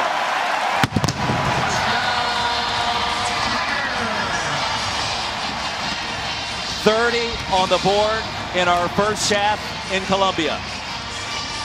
It appears that Bannister not only made the catch, but initially he was across that goal line. I think that's going to be the question that the booth needs to take a look at. Possession and breaks that plane. That's a touchdown. You can't then carry the receiver out of the end zone before he gets a put down. It doesn't apply in the end zone. Just break the plane with possession, and it's 7 points. Bannister starting his career as a walk-on here in Como. 31-0, our new score. Just 23 seconds remaining in our first half. And Kelly Bryant, boy, he's done it in so many different ways. 3 scoring strikes through the air. He's done it on the ground as well, Kelly. Well, he's extended plays, which we've seen before. His passing basically has been spot on. He knows how to find his big tight end, Alberto, which is very high-level football IQ as well. But it's the movement, it's the throwing outside the pocket, it's extending plays. This is the question that the NFL is asking. Can this young man win in the pocket, or is he just a playmaker that extends plays? In the NFL, you have to prove that you can win in the pocket. He's an approved passer, still with work to do, but impressive today. 14 of 20, $125, those 3 touchdowns. His parents traveled up to Laramie last week, Russ and Deborah, to watch him play. His mom came up to him right away and said, you know what? You're back to the old Kelly B. Yeah. That's the first time we've seen it. And that was really a nice vote of confidence for Kelly Bryant to hear that from his family. A lot of that confidence eroded in his final season in Clemson, South Carolina. To what you said, the generational talent of Trevor Lawrence. Sinkfield near side, a stutter step. And West Virginia, with 15 seconds remaining, will have a chance maybe to do some damage here, and a couple of flags on the field as well for a late hit out of bounds.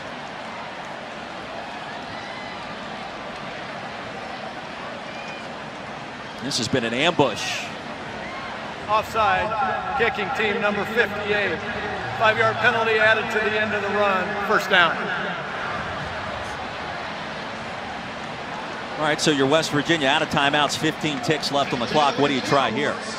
You at least want to try to throw this into the end zone. And maybe you don't do it right away. If you get a little bit closer, you can advance the football and give Austin Kendall a shot to actually throw some type of a Hail Mary, which is a play that you have to set up. 3 receivers near side. Kendall unable to get a pass off. Chris Turner brought him down at the 45, and that play a microcosm of this first half for Mizzou.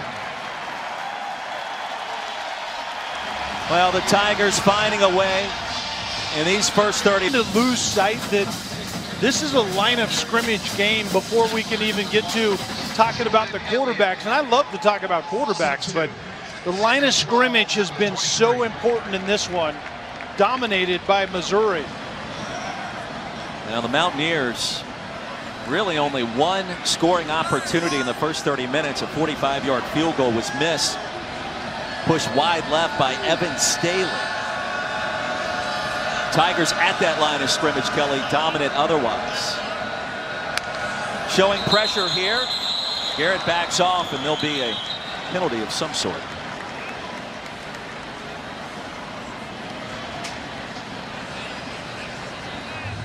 Full start. Offense, number 76. 5-yard penalty. Still second down. Chase Barrett, the Missouri native, the guilty party. And we mentioned the defense of Mizzou. -4 rush yards now for West Virginia. Kelly, they only had 34 last week against JMU, so obviously that's a problem. And issues up front is where all of this begins. And Neil Brown told us that. He needs to get more out of his offensive line. Did not happen in that first half. Sinkfield, the running back. He's going to lose a couple of yards. Jordan Elliott got there. Overwhelming right now is Missouri's defense on that West Virginia offensive line of scrimmage. And it's an offensive line that lost some quality players. And they're playing with a left guard in Michael Brown that didn't even play high school ball. And this is really his first year of starting. And so there's a lot of newness up front. Neil Brown talked to us about it wasn't blown assignments. It's physically getting it done when you get to your assignment. And we see more of that right now. Mountaineers need 20. Opening possession of the second half. Kendall fires his shot. And a short gain on 3rd down and long. Sean Ryan, the transfer, makes the catch, but well short of first down yardage. And good defense once again, obviously, by Missouri. Getting pressure on the football, whether it's run or pass. 3rd and a massive line to gain, and you just play defense, a picket fence behind that line to gain, and break on the ball and tackle and force the team to punt. That's great defense to start the second half for Missouri.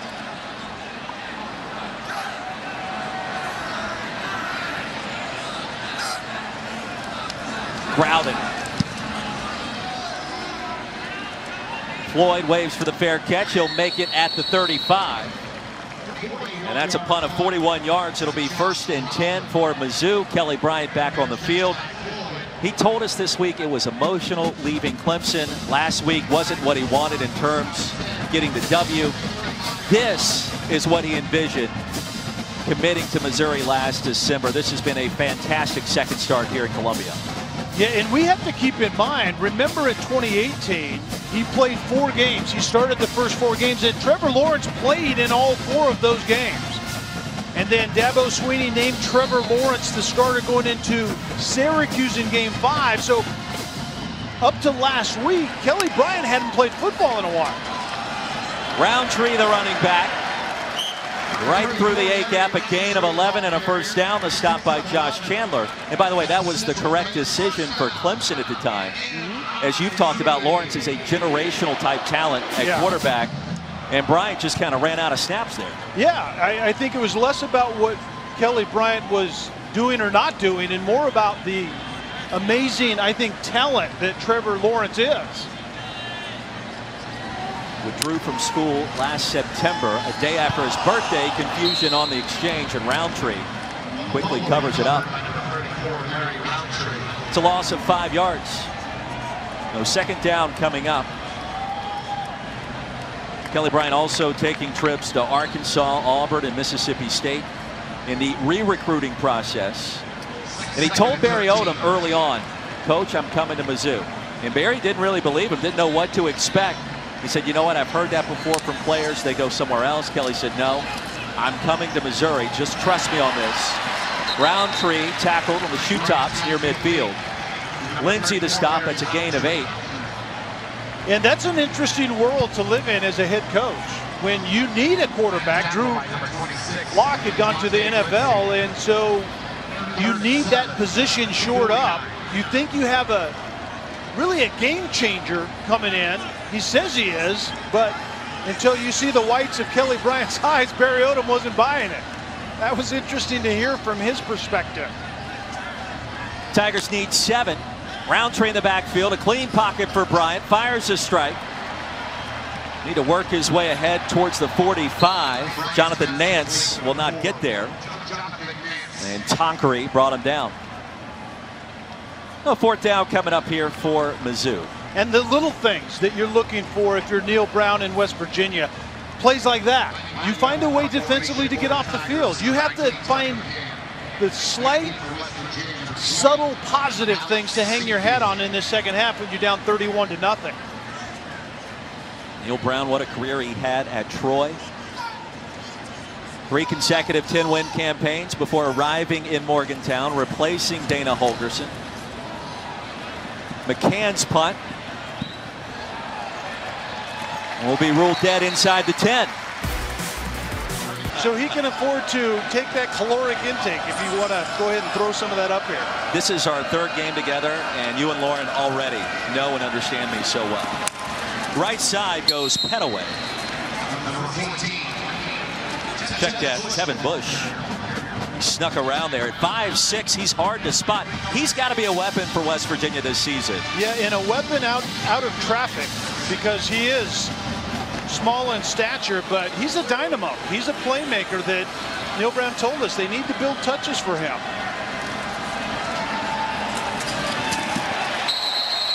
Bush again, this time lassoed down.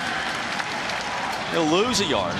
And poor blocking, Roy, out on the edge by Sam James.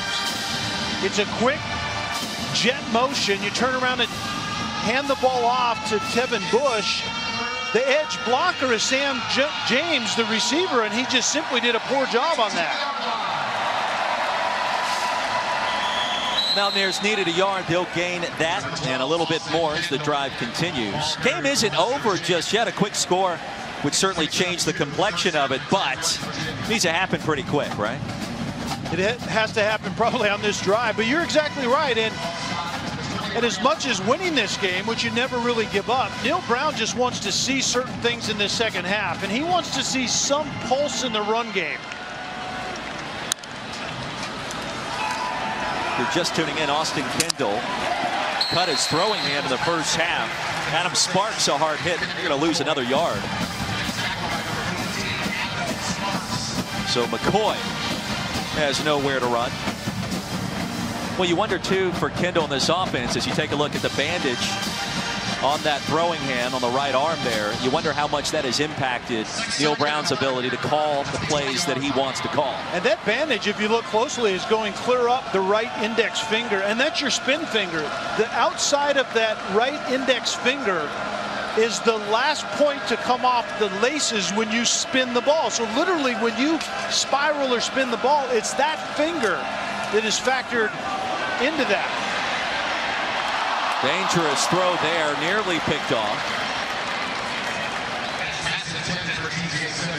AC in coverage. Yeah, AC and the quarterback pressure again, and Neil Brown likes to take shots, but this is actually a relatively quick pass. It's a quick fade outside. The quarterback can get the ball up quickly, but the pressure was right in his Austin Kendall's sternum before he had a chance to step into it. That's been the theme of this game. 3rd down and long. That's been a common theme for WVU today.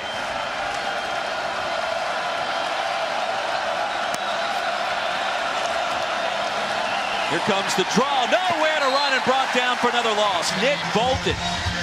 That's a loss of 5 yards. It was Bolton on the quarterback pressure in the first half that sliced the hand open of Austin Kendall. He's made a couple of big plays, including a pick as well. And it was well defended. Nick Bolton is going to end up getting the running back on somewhat of a delayed, basically a draw. And Jordan Elliott is going to go on to the quarterback. So they had it well defended. 32 Bolton up inside, tackles the running back, and Elliott was on his way to the quarterback. So if Austin Kendall would have kept the football, that wouldn't have ended well either. Rashad Floyd drifts back to receive this Staley punt. And the low line drive nearly hit a Missouri player. Ruled dead at the 46. 38-yard punt. 31-0 Missouri. For one. Beautiful day for college football. Tigers pitching a shutout. Under 7 to play in a fast-moving third quarter. If you think about it, Kelly Bryant had a lot of weapons at Clemson. I don't know that he had an Albert O to throw the football to, so he's got some different levels of talent to work with here in Columbia, including a tight end that certainly has a future in the NFL. Yeah, his Albert O's were wide receivers that were that big, running 4-5s outside. That's basically what he had. For midfield, first down toss incomplete. We check in once again with Kevin Connors. Roy, go Army beat Navy. They were beating Michigan 14-7, knocking on the door midway through the third. But check out Lavert Hill. The interception of Kelvin Hopkins Jr., just the second pass of the game that Army attempted. And then ensuing drive, Zach Charbonnet, second touchdown of the day for the good-looking freshman. 14-14 game, third quarter, Roy. That's what we're talking about. Tied up at the big house. Back to live action here in Como. Tyler Beatty surveys. He'll gain a couple on second down. The thing to look for in the second half of that Army-Michigan game is Army's offense puts pressure on Michigan's offense because you get less touches and you kind of get a little uptight, especially when the game is tight. So that'll be interesting to see how that one breaks in the second half. On third down, Bryant operating out of the shotgun. West Virginia offsides, and Bryant, see that pass caught up at the 35. Jalen Knox makes the grab. Bailey in coverage. That's a gain of 14, and that play should stand. I mean, Army should have beaten Oklahoma last year in Norman in a game that went to overtime. So you knew they weren't going to be intimidated at the big house. Offside, defense number 55. That penalty is declined. The result of the play is a first down. We're talking about Army. They're not intimidated going into battle for the country. I don't think they're going to be intimidated. You're exactly right. Going and playing anywhere, on the road or otherwise. And that's going to be interesting to see how that one plays out in that second half. From the 34, play action. Here's Bryant towards the end zone. Man-to-man coverage. And incomplete. Jacinto, the intended target. Mahone in coverage. And there was some room there. Jacinto ran an inside vertical from the slot position, and Kelly Bryant just needs to extend this pass a little bit. It was play action, steps up inside. The reason it's a little underthrown is because Kelly's feet had to move just a little bit, and he didn't drive it at the end. Drive it out there another 3 yards and make the receiver catch it over the top, and that's a touchdown. Beatty, there's a rush lane and a first down. Powers his way inside the 20. Washington and Stewart on the wrong end of that collision. It'll be first down and 10. Offensive football is so much easier when you have a run game. You know, it makes life, play calling by Derek Dooley, so much easier when you can use both phases of the offensive game. Well, Beatty and Roundtree have combined for almost 135 yards. Meanwhile, Larry Borum is the injured player. And the starting left guard taking his time.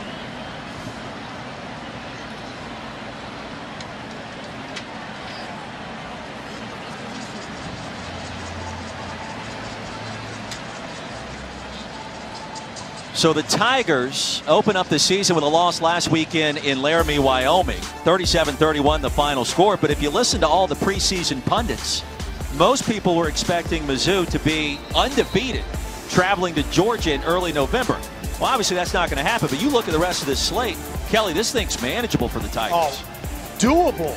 Actually, probably expected at this point to go into Georgia with that one loss in Laramie. No doubt about that. And then the sledding is a little bit different from that point on. Actually, it's back-to-back weeks, and then you get Tennessee that spit the bit against Georgia State last week, and then Arkansas that's still finding their way. So, absolutely, Missouri still has everything in front of them. Beatty gets to the edge and ushered out of bounds near the 10-yard line. It should be second down and short coming up. Tonkery the stop. So, Roy, if you do somewhat of a roster analysis for Missouri currently, offensively, you have a game changer at the quarterback position, which is needed. You have a physical veteran group up front, which didn't play well last week. Your receivers are okay, but not great. And then you have a go-to tight end. I mean, those things are all really, really good things for Missouri. Beatty's going to be game tackled on 2nd down. Check that. Bryant with a keeper. And Stills led the initial charge. And then you have a good combination at the running back position. We've seen Beatty on this drive that's more of a slasher and a little bit more burst to him. And Larry Roundtree's a power back workhorse type of guy, but he's been a good receiver in this game as well. And I think that's an underrated part of Roundtree's game. You saw Stills losing his helmet. He'll have to exit the playing surface for one play. That was Dante Stills. 3rd down upcoming for the Tigers. 6 of 10 so far today. Loud clap from Bryant. He'll keep it. Spun around. In serious trouble. And brought down back at the 20-yard line. So Kelly Bryant's going to lose about 7 yards. Fortune finally got there. And the Mountaineer player banged up near the 10. Injury timeout. And this is a bad decision in the run game by Kelly Bryant. This should have been a give to the running back out the back edge, unless it was a design to keep to begin with, which happens in those type of looks. But right here, you have to make a business decision for the rest of the year and go down. Injury timeout, 4:17 to go in our 3rd quarter. Missouri out at 4th down. Tucker McCann back on the field. This attempt from 37 yards out. Perfect so far this season, including 1-for-1 today. On the way, plenty of distance. And he missed it. Wide right. Now this season, for every field goal and extra point made by participating universities, All-State will make a contribution to the university's General Scholarship Fund. Thank you, All-State. Field goal pushed wide right by McCann. So West Virginia back on the field, still trailing 31-0. Kelly Bryant, Albert O have been the story so far, as has this Mizzou defense. Kelly, Mountaineers still struggling to run the football. Just 1 rush yard so far in this game.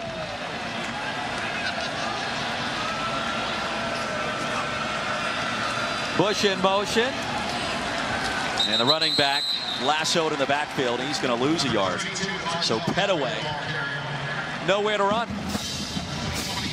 And you look at the numbers. West Virginia unable to do anything on the ground. Missouri, 2 running backs already over 60 yards total. A couple of turnovers, big advantage for Mizzou. Yeah, when your rush number says 1 in the last column, that's not a good development. But that was one of the matchups. It was West Virginia that didn't run it well last week against a Missouri defense that didn't defend it well, and Missouri's gotten the best of that matchup. Swing pass on 2nd down. We check in once again with Kevin Connors. Hi, Roy, an update on Purdue and Vanderbilt. Vanderbilt trying to beat a Big Ten team for the first time since 1947. Not a lot of luck. Elijah Sindelar, one of 4 touchdown passes, looking like Drew Brees, 28-10, 3rd quarter. A little Rondale Moore magic. What's Purdue doing? They're on the road in Nevada last week. Vanderbilt this week. They're all over the map.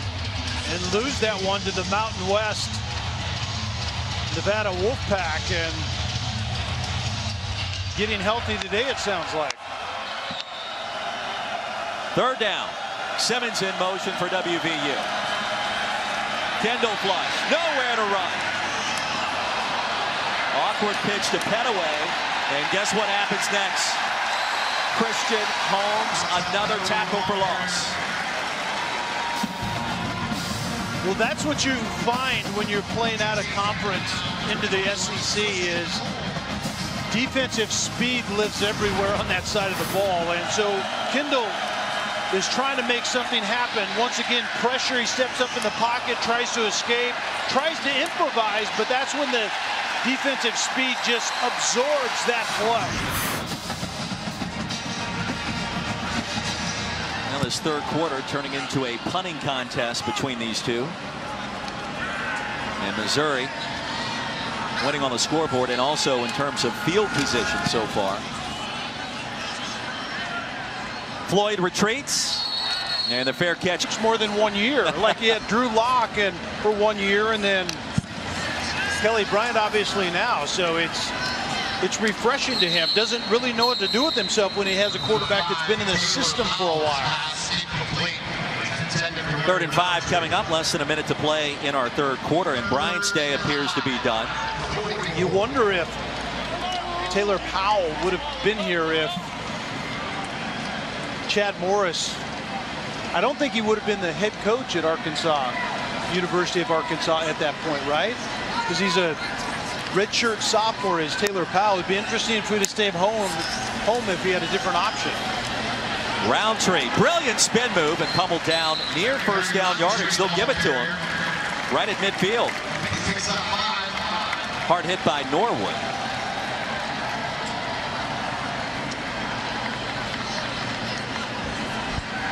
Time winding down here in our third quarter. At some point today, I will get a Clemson A&M pick from you. I'll be ready for it. You just let me know. Okay. I'm going to give you one more break to think about. You kind of asked me a question last time, but then it was kind of, do you want to break down the game a little bit? So I didn't know what you wanted from me.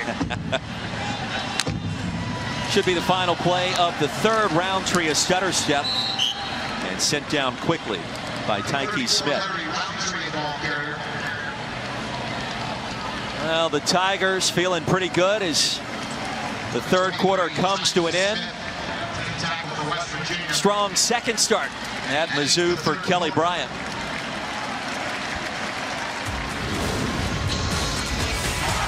Tigers on their way to evening their record, feeling good in the neighborhood. A couple of touchdowns from Albertson. Appears to be a little overheated after exiting this contest in this series. Little stop and start. Roundtree will pick up a first down. Lauren Sisler has more. Yeah, Kelly Bryant came over here to the offensive bench, and the trainer came over to talk with him, and it seems that he's been a little overheated. They went and got him a cold rag to put around his neck, but he kind of had a distraught look on his face. Of course, disappointed and just a little out of sorts, but nothing to be alarmed about, just a little bit of heat exhaustion right now. Well, the odd thing, Lauren, is during the timeout after that quarter, he's a leader, and he wasn't in the massive team huddle out on the field, so that's why it was a red flag watching it from up here, but he looks a little distraught. Took a hit in that first half on a quarterback run, but you know, we have an answer for him, just getting that massive cold tub that we saw yesterday in that new $90 million facility. Oh yeah, no doubt about it. 60 strong going in that cold tub, and not to mention you can watch every single highlight you want. I guess you can study game film in there if you want. The thing is pretty sweet. I wish I had that back when I was a gymnast at Rutgers when all the injuries banged me up quite a bit. That would have been a good move for you, but I would like that at my home now. 60 strong? Are you going to have that many people over? I would cut it down to about 35. You're a social bug. Powell roll the pocket out, passes incomplete. That'll bring up third down. The interesting dynamics we talked about between Derek Dooley and Kelly Bryant. Basically a quarterback for hire for 1 year. You don't really get to immerse him in your system. Taylor Powell has been here. He's been in this system for a couple of years now, so Derek Dooley doesn't really, he will turn to Taylor Powell in meetings and talk to him knowing that he knows the concept he's talking about. Kelly Bryant is still literally learning those things. Tigers need 9, just underway here in our fourth quarter. All the scoring coming in our first 2 quarters today. Powell, plenty of time, rifles a pass, incomplete. Outstanding defense that time by Josh. Jacinto, the intended target, and it'll bring up fourth down. Josh Norwood, one of those veterans in the back end for West Virginia. Their starters are all 4- and 5th-year guys, and Norwood is one of them. He comes down from the safety position and plays the slot a lot of times in a nickel look, and he defended well on that play. Field goal coming for Mizzou. Tucker McCann, who has made timeout. Missouri. Field goal from as long as 57 yards away. That coming late is Kelly Bryant. It's 80 degrees today. He comes from South Carolina. I'm going to tell you, Palmetto State this time of year, it's 95 with 1,000% humidity. So Barry Odom's club. It'll be Taylor Powell the rest of the way, and electing to punt out of the timeout instead of attempting the long field goal.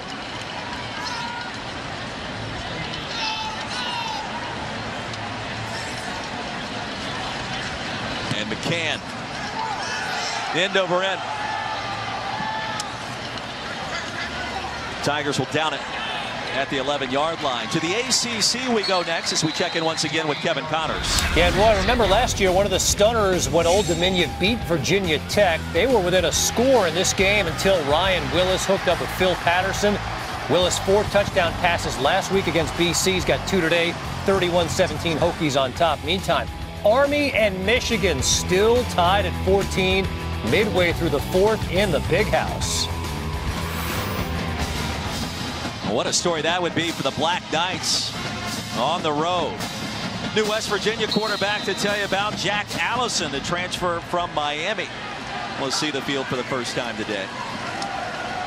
And Sinkfield trying to make it back across the line, can't do it. He'll lose a couple. Nick Bolton, he's been active today, 32 for Mizzou, Kelly.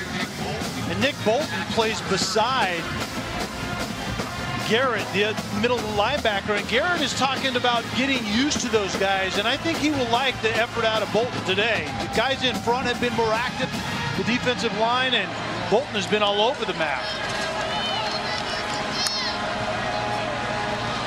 Second down and long, quick toss caught by the tight end O'Loughlin. Third down upcoming, and Allison has actually started a game. He's played in 7 contests, 11 in white. Started his career down in Coral Gables. Didn't see a lot of great things from Austin Kendall today, but sliced open his throwing hand under pressure most of the morning and into the afternoon.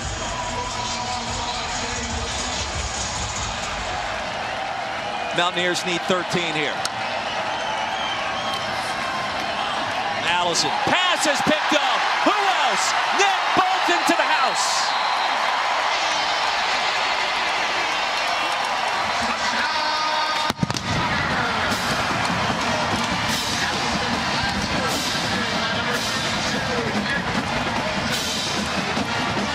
Nick Bolton just simply does a great job of reading the eyes of a quarterback in Jack Allison that stares down his receiver, trying to get a curl route out by the numbers, and Bolton is just going to read the quarterback.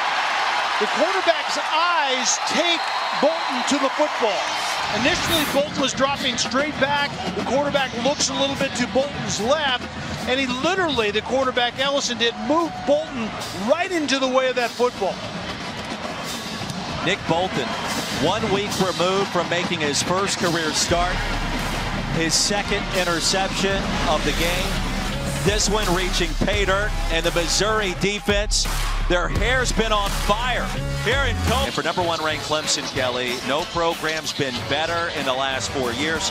Little BYOG to get you ready for Dabo. Yeah, and Kellen Mond is going to have to bring his own guts as well. No doubt about it. In that house, it's a really tough environment to play well at the quarterback position. Missouri leading West Virginia 38-0, and for Texas A&M to have a chance, Mond gonna have to do what he did last year back in College Station against these guys. Well, what he did last year was throw for 430 yards and 3 touchdowns, and that wasn't good enough. Clemson has a lot of new faces on the defensive side, but one face that's still there is Brent Venables. And it doesn't really matter, it seems. He rolls in the talent. Kellen Mond just has to be cool and collected. If a play's not there, don't make a bad mistake. Stay in this game as long as you can and try to win it down the stretch. And Kellen Mond has the ability to do that. He's grown leaps and bounds under Jimbo Fisher. Transfer from Oklahoma, Austin Kendall back on the playing surface here at Faurot Field. Score tells the story. It's interesting to hear Dabo Swinney and Brent Venables talk preseason camp after week 1. the strength of their defense this year is the back end. Christian Wilkins, Dexter Lawrence, both onto the NFL. Austin Bryant as well. A lot of returning experience as Sparks makes a big hit in the backfield against Sam James. So Mond is going to face a different kind of Clemson D this year. That's worth watching. Yeah, and we've seen this out of Clemson's defense before. I forget what year it was, maybe 2015. Remember when basically Brent Venables was replacing everybody? And they were better the next year, even though there was a lot of newbies out there, because it's called roster talent. You recruit well, you just roll the new guys in there. We may not be that familiar with them, but that scheme that Brent Venables runs just plugs and plays. Now Tevin Bush hit the B button, did the spin move, and picked up a couple of more yards. Khalil Oliver with the stop. Well, Bush kind of hit the B button a little prematurely. That was kind of out in space, and it didn't really have an effect on many defenders. It would remind me of you trying to play a football game online somewhere. Yeah, a little early with the trigger. Yeah, I wasn't very good at that. My sons are trying to teach me Fortnite, and I'm not very good at that either.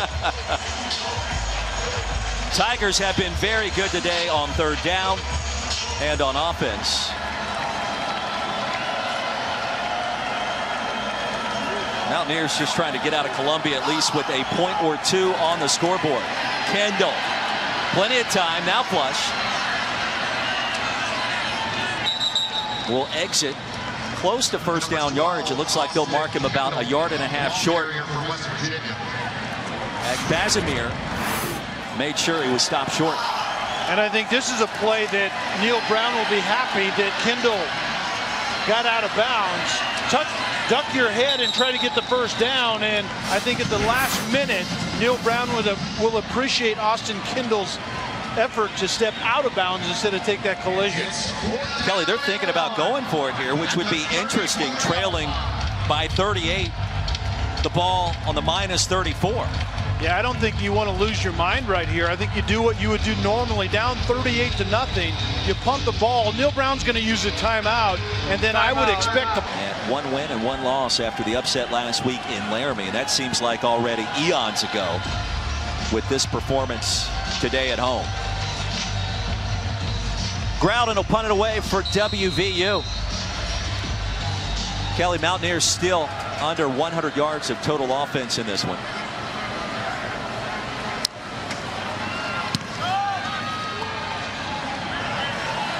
Floyd on his horse. A fair catch at the 30. Punt of 36, a big one coming up in about 30 minutes. Clemson and Texas A&M. You go back to the national championship game in January. And Trevor Lawrence, a performance for the ages, especially for a true freshman. Yeah, I said this publicly last year. I would have taken him first off the board if I was drafting. Obviously, he wasn't and still isn't eligible, but Etienne is an unsung hero. I think that the run game that's explosive and sets the table for those two receivers right there, and Ross and Higgins and Lawrence going to them. And also an underappreciated offensive line. It seems like through this great run that Clemson's been on under Dabo Swinney, their offensive line has been much better than people anticipate or give them credit for. A&M led by Jimbo Fisher, of course, who was at Florida State. Has gone into Death Valley in previous years with the Seminoles and won, so he understands what it's going to take as Roundtree. Well, let me tell you what it's going to take. I'm not giving a pick yet. We're still waiting for that, right? So this is what it will take, though. You have to handle that environment. It starts with the head coach that's been there. You've said that. Jimbo Fisher, even though not with this program. You need a quarterback, Kellen Mond, that can win in that environment. That's a question mark for me. And then overall roster talent to hang when the game grows long, physical, fast, all of those things. Is when Clemson begins to overwhelm people late. I think talent-wise, A&M is building that roster to hang in games like this. In the suspense, I need to know. I need a pick.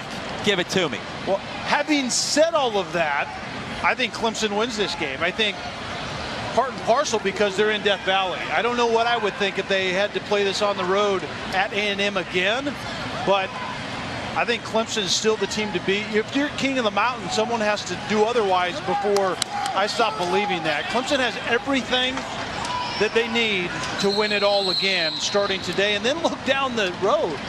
I thought Syracuse would be a speed bump. Syracuse is spitting the bit today. So who comes next that can give Clemson a run if they can get by A&M today?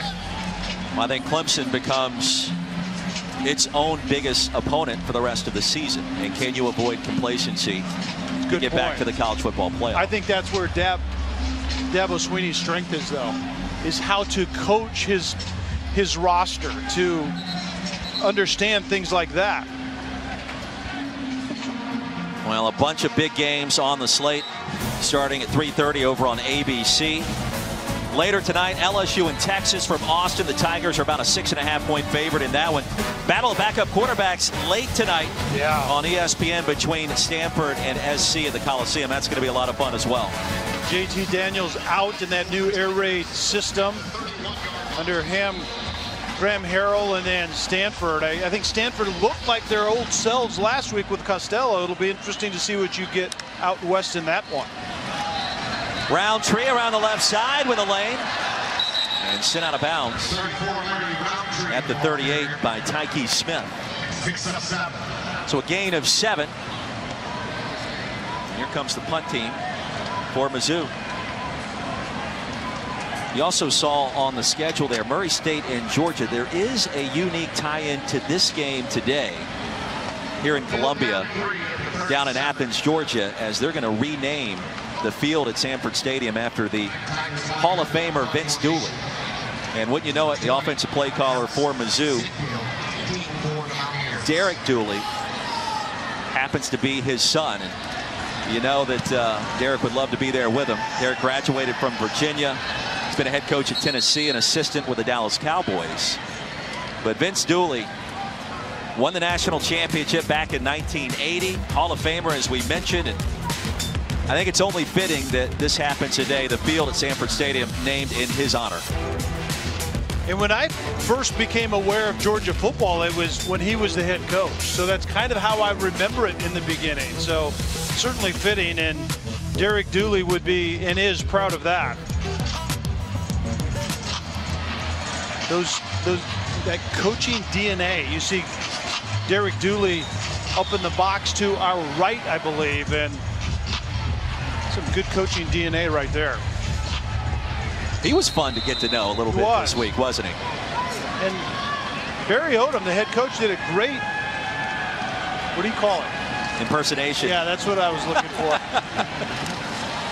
Well, the basis of it was a lot of times Derek Dooley will sit down in their meetings, and he's not at the head of the table, but he starts to run the meeting, and Barry says, wait a second, coach, you're no longer at UT. You're no longer in the NFL. You're an assistant here. I'm the head man at Mizzou.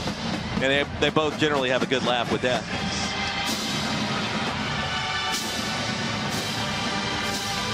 Second and 5 upcoming for the Mountaineers, who have been outmatched today on the road here in the SEC.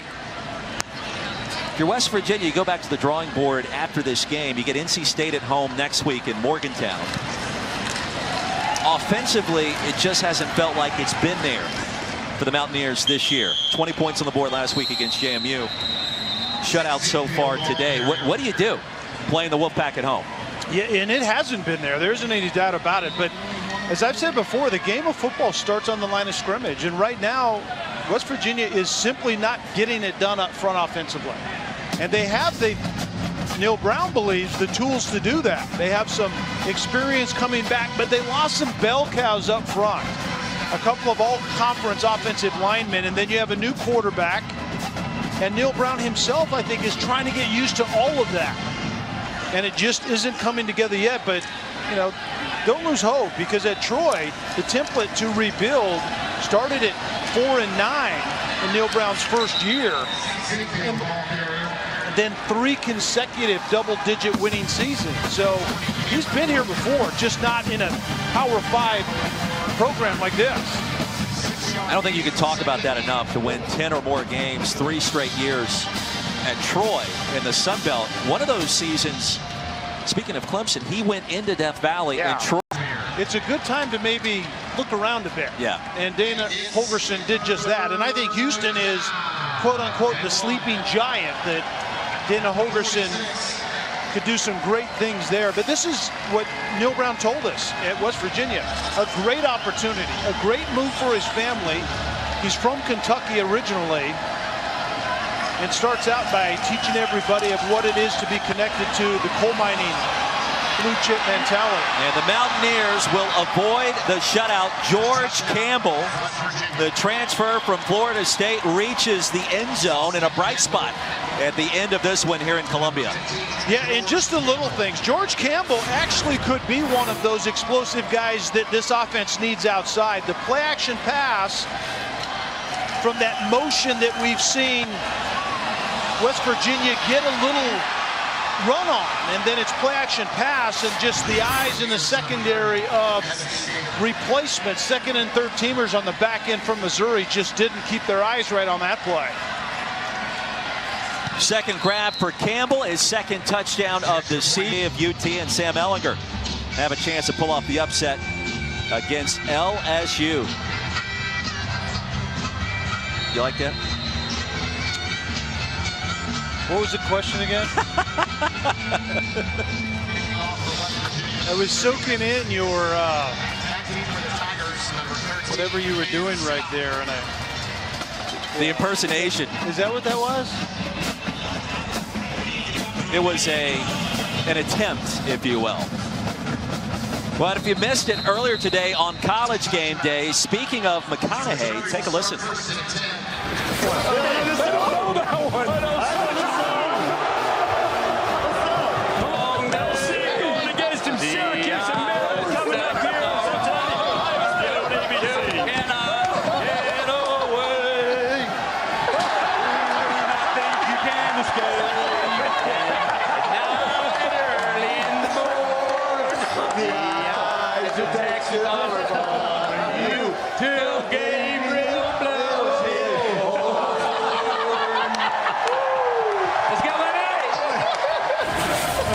Coach Corso's hair is real, and that his ears were glued on, because he would have lost the whole shooting match in that wrestling match right there. I'll tell you this about Texas, and the guys at Game Day, I think, really did a great job of articulating the vibe down in Austin this morning. But it felt different watching the crowd there, and for the first time in a long time, you feel like Texas is back on the football map. Watch yourself. I'm just telling I've heard you. that before. Be careful. I agree. Texas now listen, is back. Tonight, Joe Burrow, LSU, new up-tempo offense. Yeah. I think LSU is going to win it, but Dave Aranda, defensive coordinator, hang your hat on him. He's pretty good. And Texas did beat Georgia last year in a bowl game. Everybody's been talking about that. I'm not sure if Georgia wanted to be there. So who are you picking? LSU? I'm picking LSU. Yeah, I think I am too. Yeah, I agree with Coach Corso. Missouri dominating West Virginia. Mountaineers avoiding the shutout after that touchdown by George Campbell. And a quick burst left side here by Dawson Downey, a gain of 19. Now pick your poison for the Tigers. Kelly Bryant's been good. But coming up tonight, Sam Ehlinger, Grant Delpit, one of the top defensive backs in college football, according to Mel Kiper. Ehlinger's got a little Tim Tebow in him, if you pay attention. So he gives Texas a shot. He does, and that's a good comparison with Tim Tebow. But the thing that frightens me a little bit is he's also their best runner. And the injuries at the running back position, and 9 starters, I believe, is the number off of that defense from Texas a year ago. I know that they're recruiting well there, but I think it's a little bit too early to anoint them as back. Although that Georgia bowl game, beating Georgia in that bowl game was impressive. Downing, a quality pickup on first down. Clock continues to wind down here in Columbia. Missouri will get Southeast Missouri State next week before South Carolina comes to town. And we painted the picture, I think, most of this game. They really have a favorable schedule before a road trip to Athens in early November. So this win's going to do a lot for your confidence if you're a fan of Mizzou. The sneaky part of that schedule, though, and then there's this massive homestand. They don't go back on the road until October 19th at Vandy, but Vandy plays defense. The next week at Kentucky, Kentucky plays defense. And then, of course, at Georgia. So Those defensive teams are more than a hiccup on the road. So look at the schedule. Vandy, Kentucky, UGA, back-to-back weeks.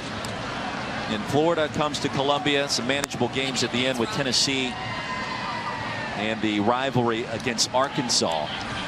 Yeah, you got to get yourselves right, not only starting here today after the debacle in Laramie, but this homestand. You have to come out of this homestand with guns a-blazing in that sense, and I think Missouri's up to the task. Downing left side, pulled down at the 45-yard line. Dawson Downing, ball carrier. I think Clemson beats A&M in a shootout down in Death Valley. I think both teams are going to put up a lot of points. Tigers pull away late. I don't see Sam Ehlinger having a ton of success against LSU's defense. LSU returned basically more starters than any other program in the SEC this year. Burrow's kind of found his groove. They're going to be a lot to deal with tonight down in Austin. I completely agree. And Dave Aranda is a superstar at defensive play calling. We know that. And he will know how, I believe, to defend Ehlinger. And Ehlinger is going to be exposed to a very physical defense. Tigers punt it away. Sinkfield with a fair catch. Don't forget, coming up late tonight, Sports Center. After Stanford SC with Stan Barrett, Zubin Mehenti. What's next for the Raiders? In case you haven't heard, Antonio Brown's been released. Plus reaction from Kirk Herbstreit from Austin and highlights of Serena Williams' quest for history at the U.S. Open. Sports Center after Stanford SC on ESPN. Also on the ESPN app. Just getting things going on this college football Saturday. Clemson and Texas A&M will kick off in about 15 minutes over on ABC. Georgia, Murray State coming up at the top of the hour here on ESPN2. And the Bulldogs, I believe, Kelly, will have something to say about the playoff race by the time it's all said and done. Trey Lowe is the new West Virginia quarterback. And Sinkfield sent down short of the 15. I'll ask you this question as time winds down. How good can Missouri be this year after what we've seen and heard this week? I think very good. We went through kind of the offensive roster. I think they really have every component that they need to score points, both here in Columbia and on the road in conference. To me, there are question marks defensively. There are a lot of new players up front that didn't play all that well in game one in Laramie. They looked better today. So it's all of those things coming together, but you have those big, long, physical corners that you like. I think the secondary plays well in the SEC that they have in Columbia right here also. So I think it's that schedule. You know, you always have to match the talent to the schedule. And Missouri's schedule sets up really nicely for them, that we've talked about already. So the Tigers holding serve at home to begin this 5-game homestand. Barry Odom's got to be pleased. A Missouri man through and through. He played here. And now beginning his 4th season. A nice way to begin the home slate. Should be the final play here today, and it is. Tigers now 1-1. West Virginia also